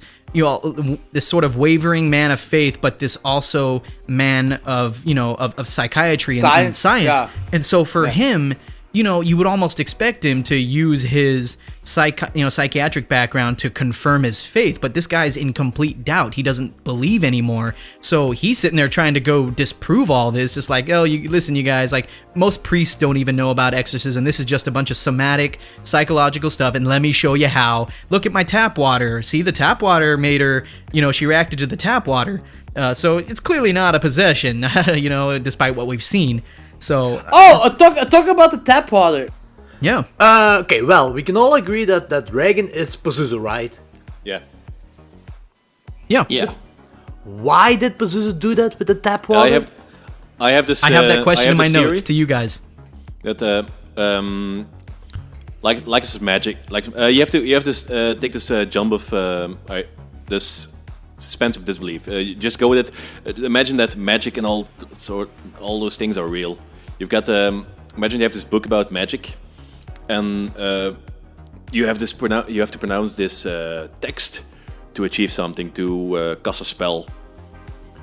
I have this idea that the words aren't important per se, but just the idea, the intention is the real power behind what you're doing, the spell you're casting. I think it's more or less the same over here, because it doesn't matter if the holy water, if the water has been holied or I don't know what, just the intention. You're using water to exorcise a demon that creates a real power. I like that. Okay. No, I thought that Pazuzu wants to lure Karras in, but wants to have his revenge on Marin. And that's why Pazuzu faked the whole thing. That's what I have written down too. Yeah, it kind of makes sense though. I'm kind of backing that. It makes a lot of sense to me. Yeah, I understand, but I think it's pretty sketchy. I think it's but because it's a revenge story. It's a revenge story, but Pazuzu wants to come back to because Marin. you're acting like it's fake, and you get Damien to I think it's fake. Damien to believe that it's fake. You might lose your opening to get Marin over there because when it's fake, why the hell do you need another priest? I think it could be that, but it's kind of edgy. Yeah, because it's edgy, because the drawer went open, and he asks, can you do it again? Can you do it again? And Pazuzu says, no, not right now. Yeah, that'd be a vulgar display of power. Yeah, Pantera. So, right before the exorcism, Father Marin asks Chris if Reagan has a middle name. Do you guys know why? Well, maybe something from the book. I don't think they're actually doing something with it. I could have been that there's some sort of cutscene or... Well, I investigated it. Of course you did. Okay, so in the Middle Ages, Catholics gave their children several names, so it would believe that those names would hinder Satan to know the child's real name. Satan could control their soul when they know the real name, and I think that's why that Father Marin asked the middle name. Yeah, that's interesting to know. Just That's a good theory as well, though. I'm backing that. Was it Karis who asked the middle name? No, Marin. Oh. Okay, I think Pazuzu is way more funnier than everybody gives him credit for. His first line alone. What an excellent day for an exorcism. Fucking ironic asshole. That's such a one-liner, yeah. Yeah, it is! Yeah. It's really great, and everything is Pazuzu a he or a she? I think you can... demons don't really have a gender. It's an it. Yeah, okay, but I really think I could go out and drink with this guy. Or it. It's like, what an excellent night to get drunk. Yeah, fuck yeah. Going out with Pazuzu and Otis Firefly? Gonna be a fucking awesome night. Yeah. Yeah, I would be really disappointed if I had a conversation with Pazuzu and he told me he didn't like the Devil's Blood. So yeah, I would be really disappointed. Oh. And Pazuzu would have some good pickup lines. You know, he seems to, there are certain things he said. Oh, Pazuzu has some magic tricks up there. He can twist his head, do the spider walk on the dance floor. He can do good card tricks that impress the girls. Yeah, he can. What an excellent night for me to get you in the sack. I really think Pazuzu would be the perfect wingman. I think Pazuzu would just end up with the girl and you would be whacking off at home. So. Or like you get the girl and then Pazuzu's like possesses the girl and then you're like, damn it, Pazuzu, you made me obsessed with you again. Damn it. Well, wah. Every fucking weekend. Every weekend. Time. It's always you. Okay. Answer me this. Nope. Why is puking involved with the devil? I got this one, unless someone else has it. Because it sickens people. Nothing more than that. It sickens people, makes them uncomfortable. I think that's everything. Yeah, okay. I've always taken it like, with the puking. We see a scene in the Blackcoat's daughter with some vomit.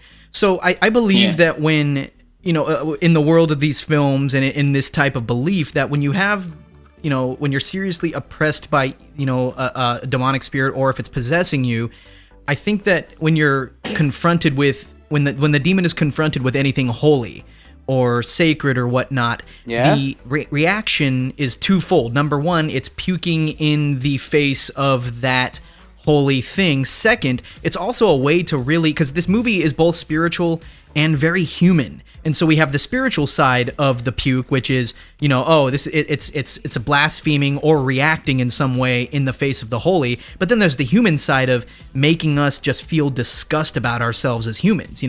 She's throwing up, and it's another way to get us to hate ourselves and be grossed out over our own biology. And so, this demon, that's what its goal is, to get us to lose faith in humanity and to lose faith in our, God. And so, just by the mere act of puking, by these body contortions, that's why I love the demon possession genre so much, because it's so anti-human. Even if you don't believe in possession or think, oh, I'm not religious and this stuff doesn't scare me, it doesn't matter to me. No, there's so much more to it than that, at least with this movie, that it's anti-human. And if you have this being inside this flesh that hates humanity, wants it to despair, what's scarier than that? And so the puke to me is both spiritual and physical. And yeah, that's my take on it. Yeah. Oh wow. Okay, the payoff of the movie, the final battle, was actually just Marin against Pazuzu, because Karras got knocked out. And when Karras returns, Father Marin is dead. And I'm actually really, really glad that I didn't see him die. Yeah. The aftermath is way more scarier to see. I agree. Yeah, because, seeing Burke die would have been interesting, but I also think, now that I think about it, when you raised that question earlier with Burke, the mystery, the aftermath would have been fine, but, like, the mystery of because we also have, what's also awesome about this movie is we have the demonic horror, we have the loss of faith in humanity and God and spirituality, but we also have this cool murder mystery in this, did the girl do it? Of course we know, but that just to further it along in the plot. And so, but then when we get to Marin's death, the hero of the film, just died off screen. Like, that is crazy. It's insane. That's bold. That is bold.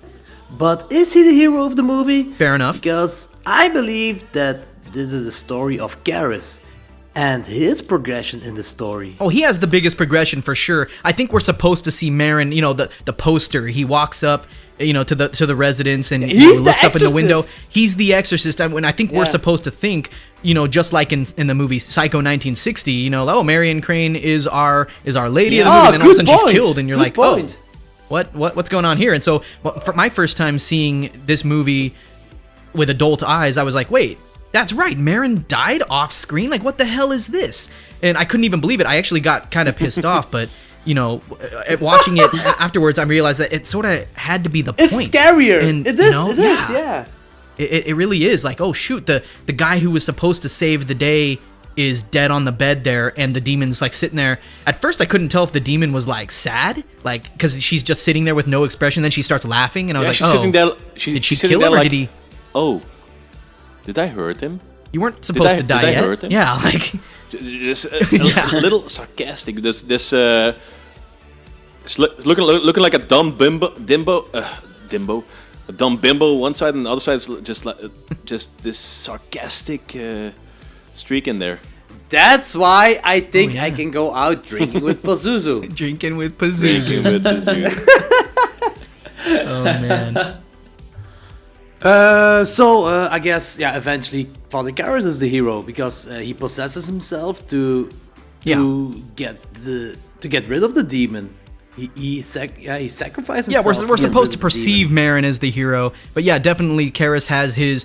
He comes full. He gets his faith in both humanity and in God back, and that's why I think he was able to overcome the spirit. We see him change. We see the makeup when he's possessed of him changing, and then all of a sudden he overcomes it. He looks human again, and then he dives out the window as if to say, like, and like that's why. And I'm curious. I don't know if we're here yet because there's a few minutes more to the movie. But what do you guys think about the ending of this movie? I was wanting to ask that. Do you think it's a victory story, or do you think the spirit won? Because I'm actually no. I think the spirit is dead. I think you mean the spirit. You mean Pazuzu, right? But I just mean like whose victory was in this movie? Because like I've read a lot of interpretations, and some people think this movie is about Christ's victory, and they say it's happy. Some people say no, Pazuzu won completely, even though he sort of lost in the end. I think it's like a bittersweet ending. I do think there's a victory. Yeah. We do get both our main heroes of the movie, they do die, so it's like an uneasy victory. It's like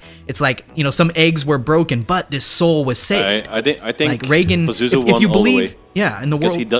He doesn't care about Reagan. She's just a puppet.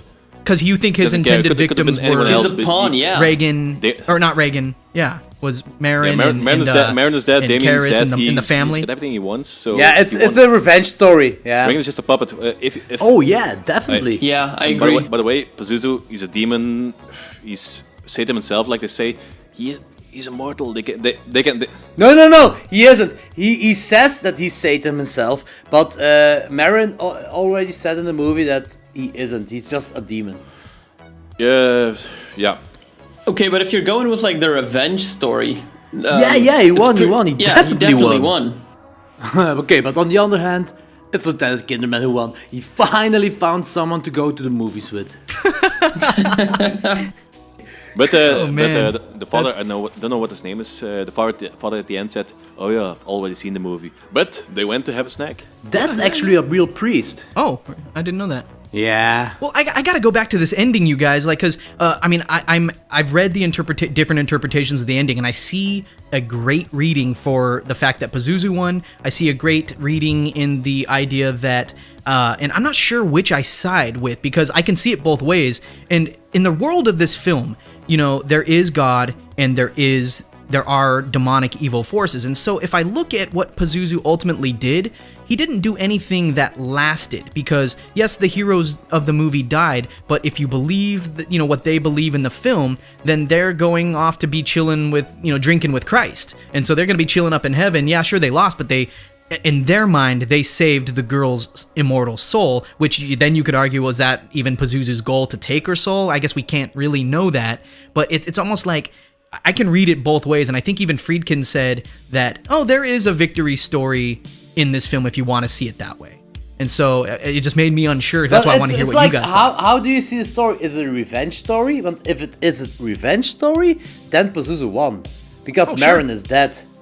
I guess, but if it's about lasting effects, I mean, yeah, sure, Pazuzu killed the heroes, but they're in heaven now, and they saved the girl.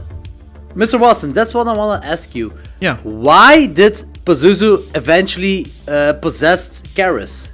Okay, so, I mean, that's a really good question. I've read up on that one, and I haven't fully decided what I think about that, because we know he possessed Reagan because he wanted, and even in the just to lure Marin in. That's Reagan is and like the version a you've exactly that too. And in the version you've never seen, Karis and Marin talk, and then I have a quote here, but I can't find it. I was looking for it earlier, but they have a talk where Marin says basically that the demon's goal is to get us to despair and to make us feel like we don't deserve the love of God, and I think that's why it possessed the child. But as for why it went into Karis, maybe there is a degree of when he got his faith back, not just in God but in humanity, that maybe he I don't know if the film supports it, but maybe he overpowered the demon in some way, or maybe, I don't know, maybe the demon thought it could mess with him more, like, hey, you're a broken soul, I'll get you too, and then I'll go back in the girl after, and he jumped out the window, so that couldn't happen. I don't know, that's really up in the air. What do you guys think? Why would he possess Karis? I don't know. That's the thing. Is he the devil? Is he a demon? Yeah, I think he's a demon. If he's a demon, I just think he wants to contribute to Satan. But if he's the devil, if he is Satan, I don't know. Maybe just want to rule the world. Yeah. I mean, that's a rough question. It's a tough one. By saying that, he's a demon. He has. He thinks and he acts on a plane completely different than that we. His actions can. It's possible that his actions cannot be explained on the human scale. It might be something like that. He does something and. Like Lovecraft. Yeah. Yeah. If you want to. Exactly. Lovecraft. This just incomprehensible for human minds. And I love that you just said that, because I have talked with people who have, not Catholic exorcisms, but have done Protestant exorcisms before, or at least, and really? have claimed that, and have claimed that they've, cast spirits out, or at least what they believe are spirits, or or at least helped the person with what they thought was going on, and sort of did the exorcism or the dispelling of the spirit for their own for the person's benefit. But in any case, what I've asked them, I've asked questions about this, and because I'm a spiritual person too, but I'm not like a fundamentalist by any means, I'm something, but anyway, and so I asked them, what do you think the demon's motivations are? What do you believe they are? And they said just what you said about look, sometimes you can. One really cool guy was just like, look, man, sometimes you can tell what they want. Sometimes it seems like just to cause misery and oppress, but sometimes you just can't know.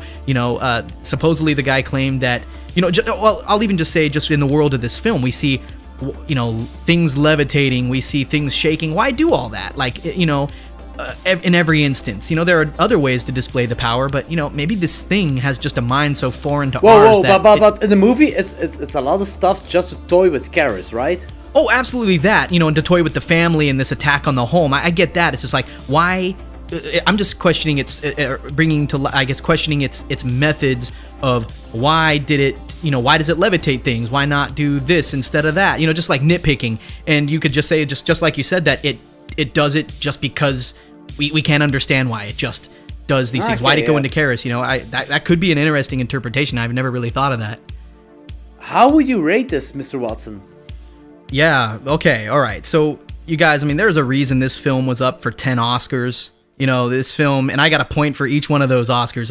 This film has it all. It's got the disturbing supernatural violence. We've got the most frightening demon in horror history who you want to go drinking with. We've got a twisted, right? We got like this twisted murder mystery on our hands, and a pun intended. His head's twisted around. We've got the potential destruction of a family. The exploration of how socioeconomic class, plays into the events. We've got lofty themes of lost faith in God, humanity. We got the battle between good and evil, the struggle between ancient and archaic, modern sensibilities, these things. We've got great characters, one of the best scores in horror history. Guys, this is a masterpiece, and I've got no problem giving this a 10 out of 10. Like, it's awesome! Pure rock and roll. Pure rock and roll.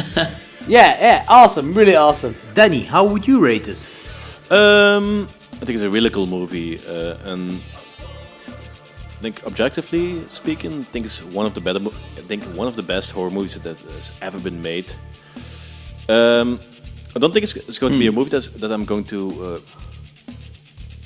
pick out of my collection first if I have to pick some movie, but really like to watch it once in a while, and think 9.5. Awesome. Would have been a 10 if it was one of those movies that I would select first when selecting a movie. But it's not one of those movies. But I appreciate the score, man. It's just one of the best horror movies that's ever been made. So the power of Christ compelled us. Yeah, true.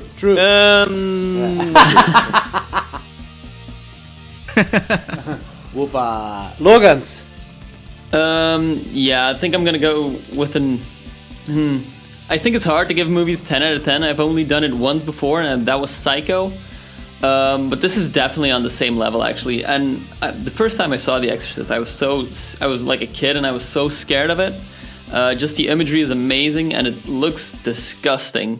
So, yeah, I think I'm gonna give it a 10 out of 10 as well. Nice. Awesome! Holy shit! Yeah. Okay, I have nothing more to contribute. I love this movie, I really do. I never got really scared of that movie, but I get why people get scared of it. I give this movie a 9.5, and that makes it that this movie got in our Hall of Fame. Yeah. Hey! Like a mouse. Okay, this was our take on The Exorcist, and we will be right back with The Blackcoat's Daughter.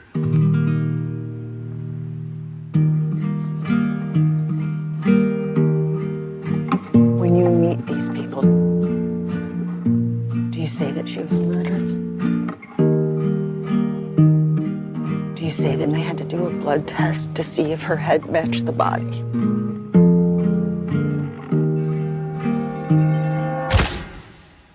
Hey, Dad, just calling to see where you and Mom are, if you're coming. Worst case, they come on Friday and everyone goes home and has a really nice break. After all, we can't let you live here. You do know about the sisters, don't you? They worship the devil.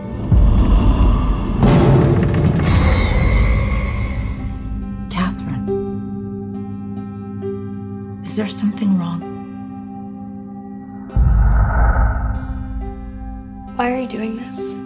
Do you believe in God, Joan? Ever tried to look for him? I look for him in the unlikely things that happen. Little coincidences. Diddle, diddle, Blackcoat's daughter, what was in the holy water? Gone to bed on an unclean bed.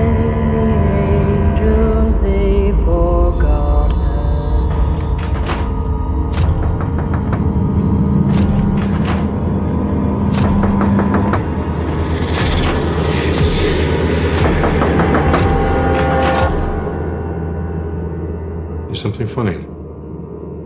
You smiled a little. Funny? No. Why? I mean, I just wish you could stay and see my performance. That's all.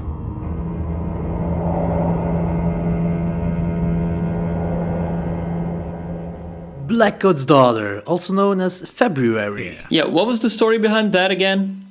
I forgot. Because I remember we discussed it before in the podcast, but... No, why they renamed the movie? No, why it was called February? Because the movie takes place in February. Yeah, is that it? That's the only reason? Yep, that's the only reason. Yeah, sure. The only issue that I had with the name is that it was a period piece, but it's not like that. It does sound like that, huh? Well, a blackcoat is even kind of an older term for a clergyman, like a pretty old term, so yeah. Like when you hear the movie, you think of like the time setting of The Witch or something, actually. Yeah, that's actually what I thought it was going to be, and it might have been... that's one of the reasons why I stepped into the movie with the wrong mindset and things. I get it. Yeah. Also, you thought, like, because it's from A24, it could be, like The Witch, right? Yeah, that's what I hoped, so, yeah. Anyway, I'm going to be annoyed later, so let's just start the beginning. Okay, tagline. Abandoned as a child, raised by the dark. Awesome. Written and directed by Os Perkins, that I couldn't say I'm a fan of him, but I'm a really huge fan of Anthony Perkins. Yeah. Holy shit. It's a son, right? Yeah, it's a son. And he also plays a young Norman Bates in Psycho 2. Yeah. And he also... he's in a flashback of Norman Bates. He plays the young Norman Bates. And he also directed The Pretty Thing That Lives in the House. And I think, Mr. Watson, you are a really big fan of that movie, right? Okay, that's a complicated question. I want to say... Are you a fan of the movie or not? I'm a fan of it, but not because I think it's, like... I'm purely a fan of it because of how it works on a technical level. I think it's a masterclass in how you shoot a film, and I like what the plot was trying to do. But honestly, as far as what we get from the film on an emotional level rather than a technical level, it fell very flat for me. My love for it is just like when I watch it, it's like, God, I could pause this at any second and there'd be just a brilliant photograph I could frame on my wall. And wow, like this is how you make a film, but maybe not how you write one. So yeah, it's shot really good. Yeah, I like it, but I don't know. It's not a film I'd actually recommend to anybody. Yeah, it's my biggest, as odd as that is to say. Yeah, it's my biggest disappointment of 2016. You know, and right, yeah, I feel you. Oh, by the way, nobody talks about this, but the music for this movie is done by Elvis Perkins. Is the brother of Os Perkins, also a son of Anthony Perkins. Yeah. Oh wow. Yeah, it's really cool. Yeah, they've got a little family business going on over there. It's a good family business if you're going into horror. Yeah. Okay, let me see. Cast: Emma Roberts as Joan, niece of Julia Roberts, but also daughter of Eric Roberts. And I just want to throw this in here, but Eric Roberts is going to play in a movie called Home Alone. And yes, that's a play on Home Alone. Oh God. Seriously? Wow. He knows how to make some good films. Wow. Okay, who else? We have Kiernan Shipka as Cat and Lucy Boynton as Rose. Okay, Mr. Watson, you know this, but I am really bad in names. You're doing great, man. Yeah, Kiernan Shipka, Lucy Boynton, yeah. Yeah, and then you got James Remmer as Bill. A synopsis, please, Logan. Yes, two girls must battle a mysterious evil force when they get left behind at their boarding school over winter break. Yeah, weird. What a strange synopsis. It's strange. So we have three stories here. We got the two girls who got abandoned by their parents at a boarding school. And then you have the Joan story, and without getting into spoilers, she is running from something or going somewhere, and yeah, we'll get into that later. Yeah. We start in a boarding school called the Brentford, and that's also the same name as the apartment building from Rosemary's Baby. Oh, seriously? Oh, nice. That's a good throwback. I did not make that connection. Nice. Okay, we have the students who are preparing to get picked up, and Rose and Kat's parents don't show up. So Rose, oh man, this is so hard to talk about because all the three storylines intertwine into each other. So Rose confesses that she told the wrong date to her parents because she's pregnant and, well, she wants to tell her boyfriend first before her parents would ever know. Okay, and then we have Kat, and Kat starts off with a dream. Let's talk about it. What do you think of the dream? I mean, the film opens with this, so yeah. Okay, we have the car crash, and the first thing I thought about when I saw the car crash, I linked it to the death of her parents. Yeah. So I thought her parents died in that car crash. But who's that guy next to Kat? The one that she calls daddy? Yeah. Yeah. Is it her daddy? No, I really think that right here, and this is my opinion, but I think right here we have the demon is basically showing her a prophetic vision of her dead parents, saying like, listen, okay, they're gone. You need a new daddy. And baby girl, I got you, girl. I got you. No, I really do think that though. I think he's just like, he's showing her this prophetic vision of that demon, the Blackcoat. Yeah, the Blackcoat. Yeah, the Blackcoat and Pazuzu are gonna go out drinking, and we're gonna score. Well, I think Kiernan Shipka's got to get a bit older, so never mind. I won't make any jokes about that. But we can talk about Emma Roberts being a pretty lady. But I just think the demon is showing her a prophetic vision of her dead parents and basically trying to gain admittance into her life. And I think that's step one for it. So, okay, yeah, okay. That is what I was thinking. That the guy in the black coat isn't the dad, but he's a demon. No, because the dad is not even there. She's still counting when she wakes up. She's still counting down the days on the calendar, that of February. But she still thinks that her parents are coming. She refuses to get behind the truth. Well, that's her storyline. Her storyline, much of the Cat's storyline, because, this film's told in 3 chapters, and much of the Cat storyline is, are my parents coming or aren't they? Is this dream real? And then, of course, we know that she gets, kind of mixed into some dark influences, later on in the film. And so I think there's just a big doubt there about, who's she talking to on the phone, and of course, this, anybody who hasn't seen this and is listening to the spoiler-free section is like, what phone? What are you talking about, Watson? But, who's she talking to on the phone? Who was that person walking with her in the dream showing her this crash? I mean, her dad is in that crash, so it's not him. But isn't she just ignoring the truth? Probably. And we both know that she comes to accept the truth, and we come to find that truth is in fact truth. So possibly it was a time for her to adjust, I think, to it. Huh? Oh yeah. Okay, so we have Kat and Rose, and they're both opposites of each other. Rose is this happy-go-lucky, carefree, disobeying her father kind of girl, and Kat is the antisocial, more awkward kind of girl. So there's this evil presence in the school, and at night Rose tells Kat that there were 2 nuns found in the school, in the basement, and they were worshipping the devil. So I guess that's the reason why the evil force is in the school, right? That's a good question. Because they worship the devil? Yeah, could be. Yeah, apparently, yeah. Well, and even Kat even responds, how did you know?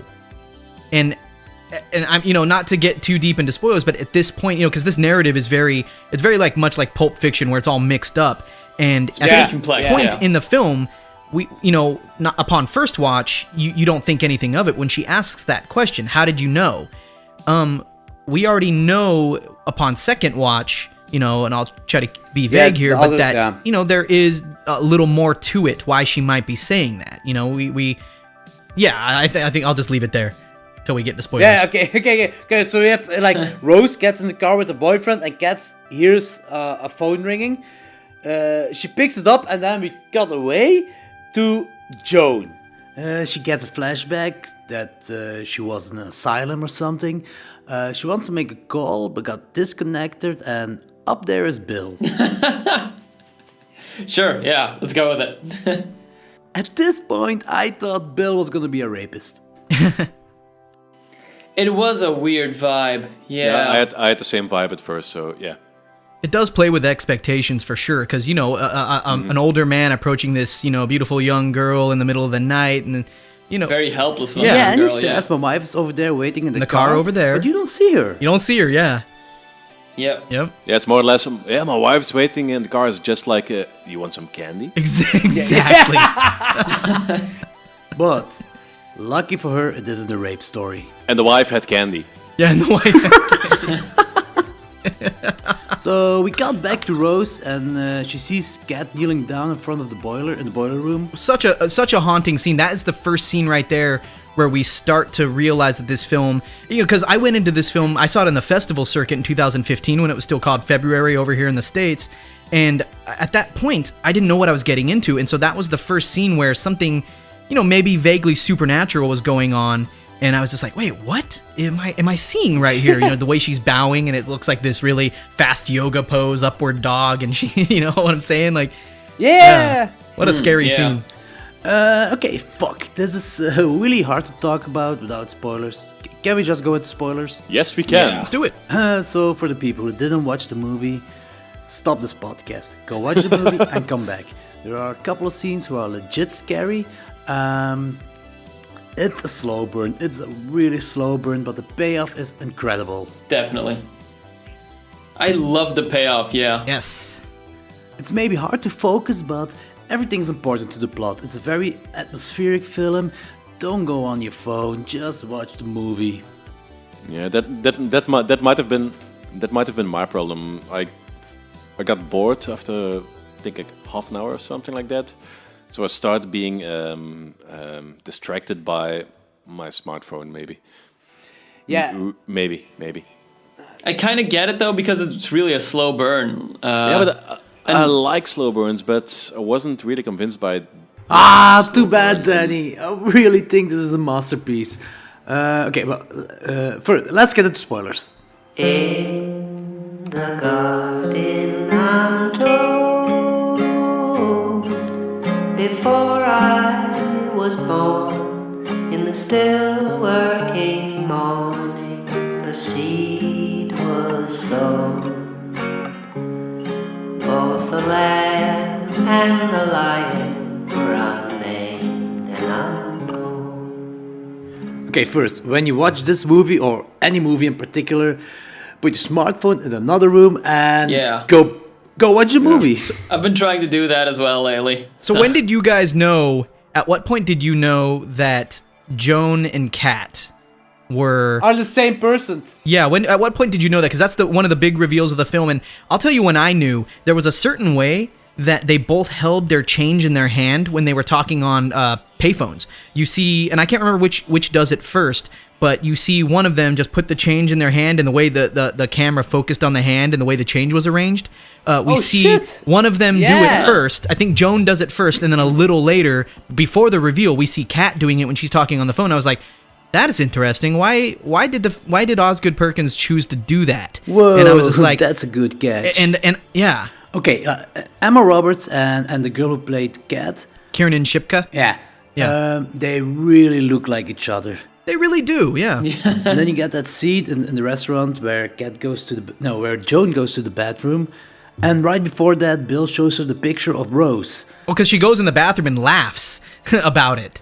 So yeah, I made the connection that Joan killed Rose. Nice. Okay. Yeah. Yeah, because in the movie, Rose is still alive, and it's only then when we find out, oh, the Rose and Kat storyline is 9 years earlier, so suddenly we get this reveal not just who Joan might really be in Kat, but we also get, because we've already seen she has a gunshot wound, so it's like, oh, something happened to you a while ago, maybe 9 years ago, but we also have, the reveal that, oh, we're dealing with two different timelines here, and that was one really cool trick that I don't know if it was supposed to be like a Sixth Sense style plot twist, but it just made a really good point in the movie where it's like, oh, cool, so we're getting a little more of a complicated narrative. That's cool. Like, who was your favorite actress in the movie? Like, which one sold you the best performance? I really like Emma Roberts in American Horror Story. So yeah, I kind of had this thing for her. She's a pretty lady. Yeah, I get it. She's she also plays the in Mad Men as well, I think. The little girl, Kiernan Shipka, the younger one, is the daughter in Mad Men. Yeah. Oh, right. Yeah. That was Yeah, it. of course, she was a lot younger. I didn't even recognize her until I saw her name in the credits. Yeah. I was like, wait a second, what? That was little Sally Draper, Yeah, you that's know? insane, and she right? sure has, grown into a pretty young lady. And,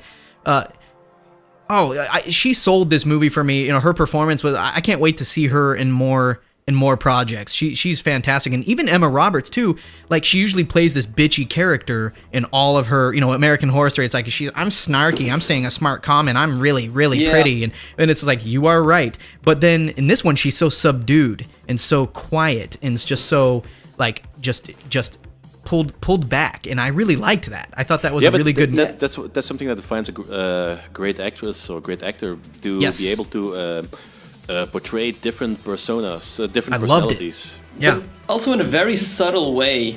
Exactly, like the scenes in the back of the car, when we find out in the narrative that she is going to the same place that, the older couple, who we find out, that's Rose's parents. When we find out they're both going to Bramford for, two very different reasons. Just her expression as she's sitting in the back seat, and when some of the conversation is happening, it's so clear that wow, she really does have this awesome internal monologue going on, and I felt Emma Roberts sold it. You feel something's off. Yeah. Okay, we can all agree upon that she was possessed, right? She was also psycho, but also possessed, right? She was at one point. I don't like, and I think when we get to Oh yeah. Not as Joan, but she went back to the school to get possessed again. Well, what this whole movie is, and that's what's so beautiful about it, is it's the aftermath of a successful exorcism. Like, young Kat, played by Kiernan Shipka, gets this demon exorcised out of her, and this thing can't come back. It is forbidden to come back. And so in the Jones storyline with Kat 9 years later, it's her goal to find it again. And just the way the ending happens and what we find out with whether it comes back or not, and just that kicker of an ending as she's standing there crying, it's brilliant. Like, the exorcism was successful, but yet it left such a big hole in her life that God won. Like, how crazy is that? Oh yeah, I agree, dude. The devastation of her is twice as hard because she realized that the evil is gone. Oh, absolutely. And this demon preyed on her when she had lost her parents. It's sort of like a rapist that comes up and is like, "Hey, what's up? Hey, I know you're an old young lady. You're 12, but hey, let's go do some stuff." And it's like, "Hey, this girl doesn't know any better, falls in love with this demon, this rapist, this person that's intruding in her life, and she doesn't know any better that she's this victim of this thing that doesn't mean her any, like, it means her ill will. It really does, and uses her as a tool for itself, to kill. And yet she's so brainwashed by it because of the grief of the loss of her parents, and when it intrudes, she still mourns it these 9 years later, and that's what makes it this dirty, kind of tragic thing when she doesn't get it back in the end. She performs the ritual just like she did 9 years ago, and coincidentally, it's the parents of the girl she killed before, and she still doesn't get it back, and it's this like, whoa, is this a victory, or what am I looking at here?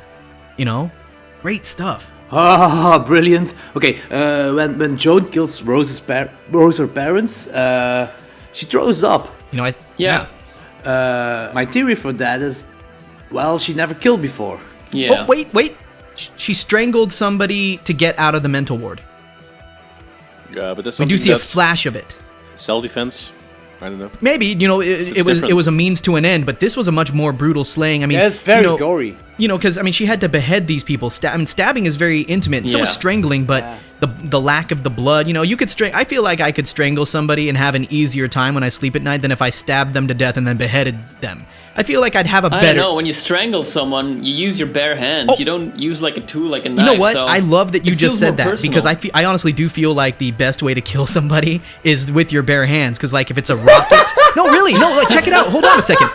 Hear me out, guys. So like if you're using like say a rocket, okay, and you blow someone up from another country, that's so impersonal. If you got like a sniper rifle, if you got a sniper rifle, it's a mile away, it's still impersonal. You got a gun across a room, still impersonal. A knife, better, but with your bare hands, there's no more pure way to kill another human being than with your own flesh. Okay, but why is she puking them when she stabs someone? I just think it's probably gross beheading somebody. I probably, in the stabbings, it's probably not neat. It smells. It smells. It smells. No, yeah. the blood smells, and when people die, especially in violent ways, they defecate themselves, so it smells like hell. Yeah. Okay, let's go to ratings now. Mr. Watson. Okay, I have one question for you guys before we get into ratings. Okay. 'Cause I have rated this on my show, but I have a different a rating that I want to put on this show as my new official rating. Yeah. So my question, and this is like the one and only dislike I have of the film, because I've already said that it's my #1 movie of the year, but there's something in the last watch that I did that I can't ignore, and I want to know your guys' thoughts on it because I'm grappling with it, and if I could be talked out of it, I feel like I could give this an even higher score than the score. Well, I mean, I don't know. I'm already rating this high. But so you guys, most people I've talked to who dislike this movie bring up a pretty legitimate point that it's unrealistic that Rose's parents would have not recognized Kat as the girl, or Joan as the girl who murdered their daughter. You know, so the argument is that they should have known right off the bat who she was on sight and would have never picked her up in the first place. Now, I think that's a decent, argument, but I disagree with it because I do absolutely think that Rose's parents would have known what Kat looked like 9 years back when the initial murders took place. And I'm sure there was a trial in court. I'm sure they looked at Kat across the courtroom many times, but I'm willing to bet anything that they didn't go visit Kat while she was locked up in the psych ward for all those years and where she was being kept. So I don't think so. I'm sure that while they knew what Kat looked like back in the day, they wouldn't know what she looked like 10 years later. And I have a little story about this just really quickly that so I had these friends back, years back who, when I was about 20, and they were like older. Well, they had this daughter who was like about 13 at the time, or maybe like 12. I met her a bunch of times, nice little girl. Well, fast forward about 10 years, and I'm out at the bar having drinks with this like hot girl I met, and after like talking a bit, I find out that like, oh, I know your parents, and you were that 12-year-old girl I met like 10 years ago. Thankfully, you're in your 20s now, but I'm just saying like that like I didn't recognize her from her early teens to what she looked like in her 20s. So I'm willing to bet that, okay, the parents aren't going to recognize her. So, but that's not the dislike that I have with the film. I just wanted to address that because people say that to me and I'm like, I don't buy it fully. But here's my dislike, guys, and I want to find out what you guys think. So my one and only dislike of the film has to do with the Joan storyline. And it's something that, like, I don't know, it might come up on, in your review on rewatches of the film. So, okay, at this point in the film, we've established that Joan and Kat are the same person in different timelines, okay? We've established the fact that Kat and Joan have brutally murdered Rose, and now it's 9 years later, and she's in a car with Rose's parents, and they're both traveling to the Bramford school. We also know that Kat was possessed once, or was manipulated by a demon to commit these murders, and we also know that prior to getting locked up, Kat, while Kat was still recovering from the gunshot wound that she gets, we know that she gets this subtle exorcism scene, and which is a great scene, by the way, for anybody, who, wants to talk about that. And then the priest casts the evil spirit out of her life, and good has won over evil. So now here's where my problem comes in. So we know all this stuff. Now, to me, the Joan storyline, like I've said before, is an illustration of like a successful exorcism and like what's in the wake of that. Okay, fine. We have this young woman who's attached to her personal demon, very literally, and just wrenched away from her. Okay, that's great. But at this point in the story with Joan, when we meet her, she has not had this supernatural presence in her life for 9 years. And her ultimate mission in this film is to get back to Bramford, to get her demon back. Brilliant. I love it. But what I can't wrap my head around is the initial way that Joan and Rose's parents meet. Like, the film wants me to believe one of two things, and I don't think I like either of them. Like, if the film wants me to believe that Joan, or Kat, and Rose's parents meet is just a coincidence, like, I think that's a cheap way to go about it, and I can't get behind that, because, like, how astronomical are the odds that Kat would break out of her mental ward and start heading to Bramford only to run into the parents of the girl she murdered 9 years back and then kill them? Okay, let me interrupt you. I do think it's a coincidence, but I also think that coincidence makes her motivation stronger to go to Bramford. I think because she runs up to her parents that she believes it's fate, and that's why the devastation for her is twice as hard at the end when she when she truly believes that the demon or the devil or whatever will be there at Bramford, but isn't there. Okay. I like that. You really do think it's even despite the astronomical odds? You really, because I like your take on that. I actually hadn't considered that despite the coincidence, not Joan, Kat takes it as a sign, because the other thing the film I think would tell us if it's not coincidence is like, no, there are supernatural or divine forces that are pulling strings here, and that's why they met at the bus stop that night. And I like that idea, but I don't believe it because the film doesn't support that, because, you know, because I have talked to people who say, no, the demon was influencing them to meet, but we have evidence that this demon is cannot gone. come back in her life. It's gone. Yeah, and so it's gone. it can't be a spiritual machinations and pulling of the fates, strings of fate. And so, because the exorcism was successful, and we see that in the end when she performs the ritual, that boiler light is still off, because it kind of represents the demon. There's no demon, it's gone, God won, and she's a broken person as a result of this. And so, but I do like what you said, because I don't like, oftentimes when you're writing a movie, coincidence is used as just a way to further events. But if you're telling me that you believe it was coincidence, but that coincidence is what made Kat believe that the demon might still be in her life, I could buy that. What do you guys think? I like that. Because of that coincidence, she thinks, this is my fate. I need to do this. See, it only Jordy, gets stronger for her. Jordy, you just talked me out of my dislike, because I didn't like the idea of it being coincidence. I'm like, God, how astronomical is it that they would meet? It bothered me.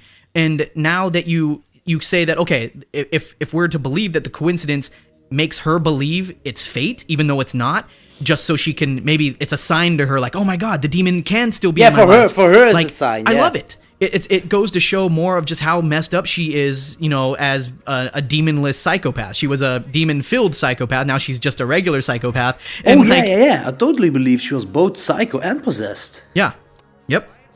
Well, shoot, man, you just talked me out. And see, I hoped one of you would talk me out of this, because I didn't want to just be bothered by the whole idea that this is just coincidence. But if you're telling me that it ties into the larger themes of Kat's character, I'm in. I buy it. So we're talking about ratings, you guys. Like on my show, on Horror Corridor episode 3, I gave it a 9.75 because I really did believe that as far as modern day possession movies go, you can't do Okay, how would you rate this on our show? We don't do 7.5, we do 9.5 or 10. Oh, okay, fine then. Well, okay.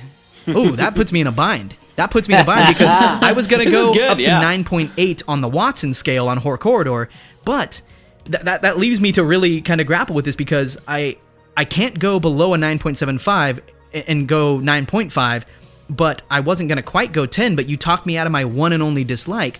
I'm not sure if I want to call it a 10, because 10s are big for me, but if you're giving me the choice, is it a 9.5 or a 10? Well, I've already rated it 9.75, and I was going to rate it a little higher, and it's my number one movie of the year. Screw it. Let's go 10. Let's just do it. Awesome! Let's just freaking do it. You convinced me of my double one and 10. only dislike.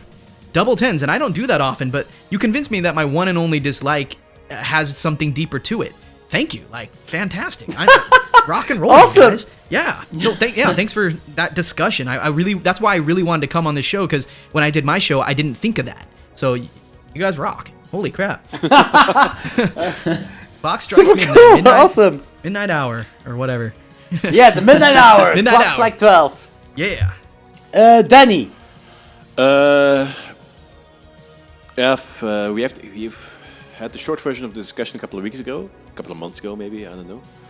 And I liked the movie, but in the end I was a little bit disappointed. Didn't catch me as I hoped it would have.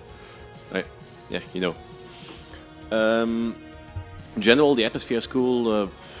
Like I said earlier today, I think I've gotten to the wrong idea with the mindset and the comparison to The Witch and stuff, and left me a little bit. Yeah, but I told you before, Danny, you can't compare movies I know. to each other.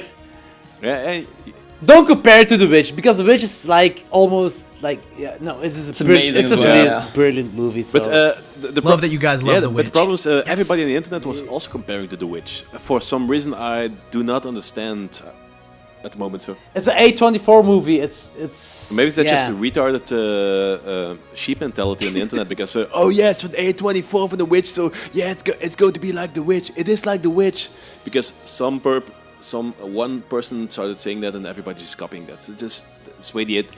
Oh, no, dude. I get why it's up there with The Witch. I really do. I kind of get it. Yeah.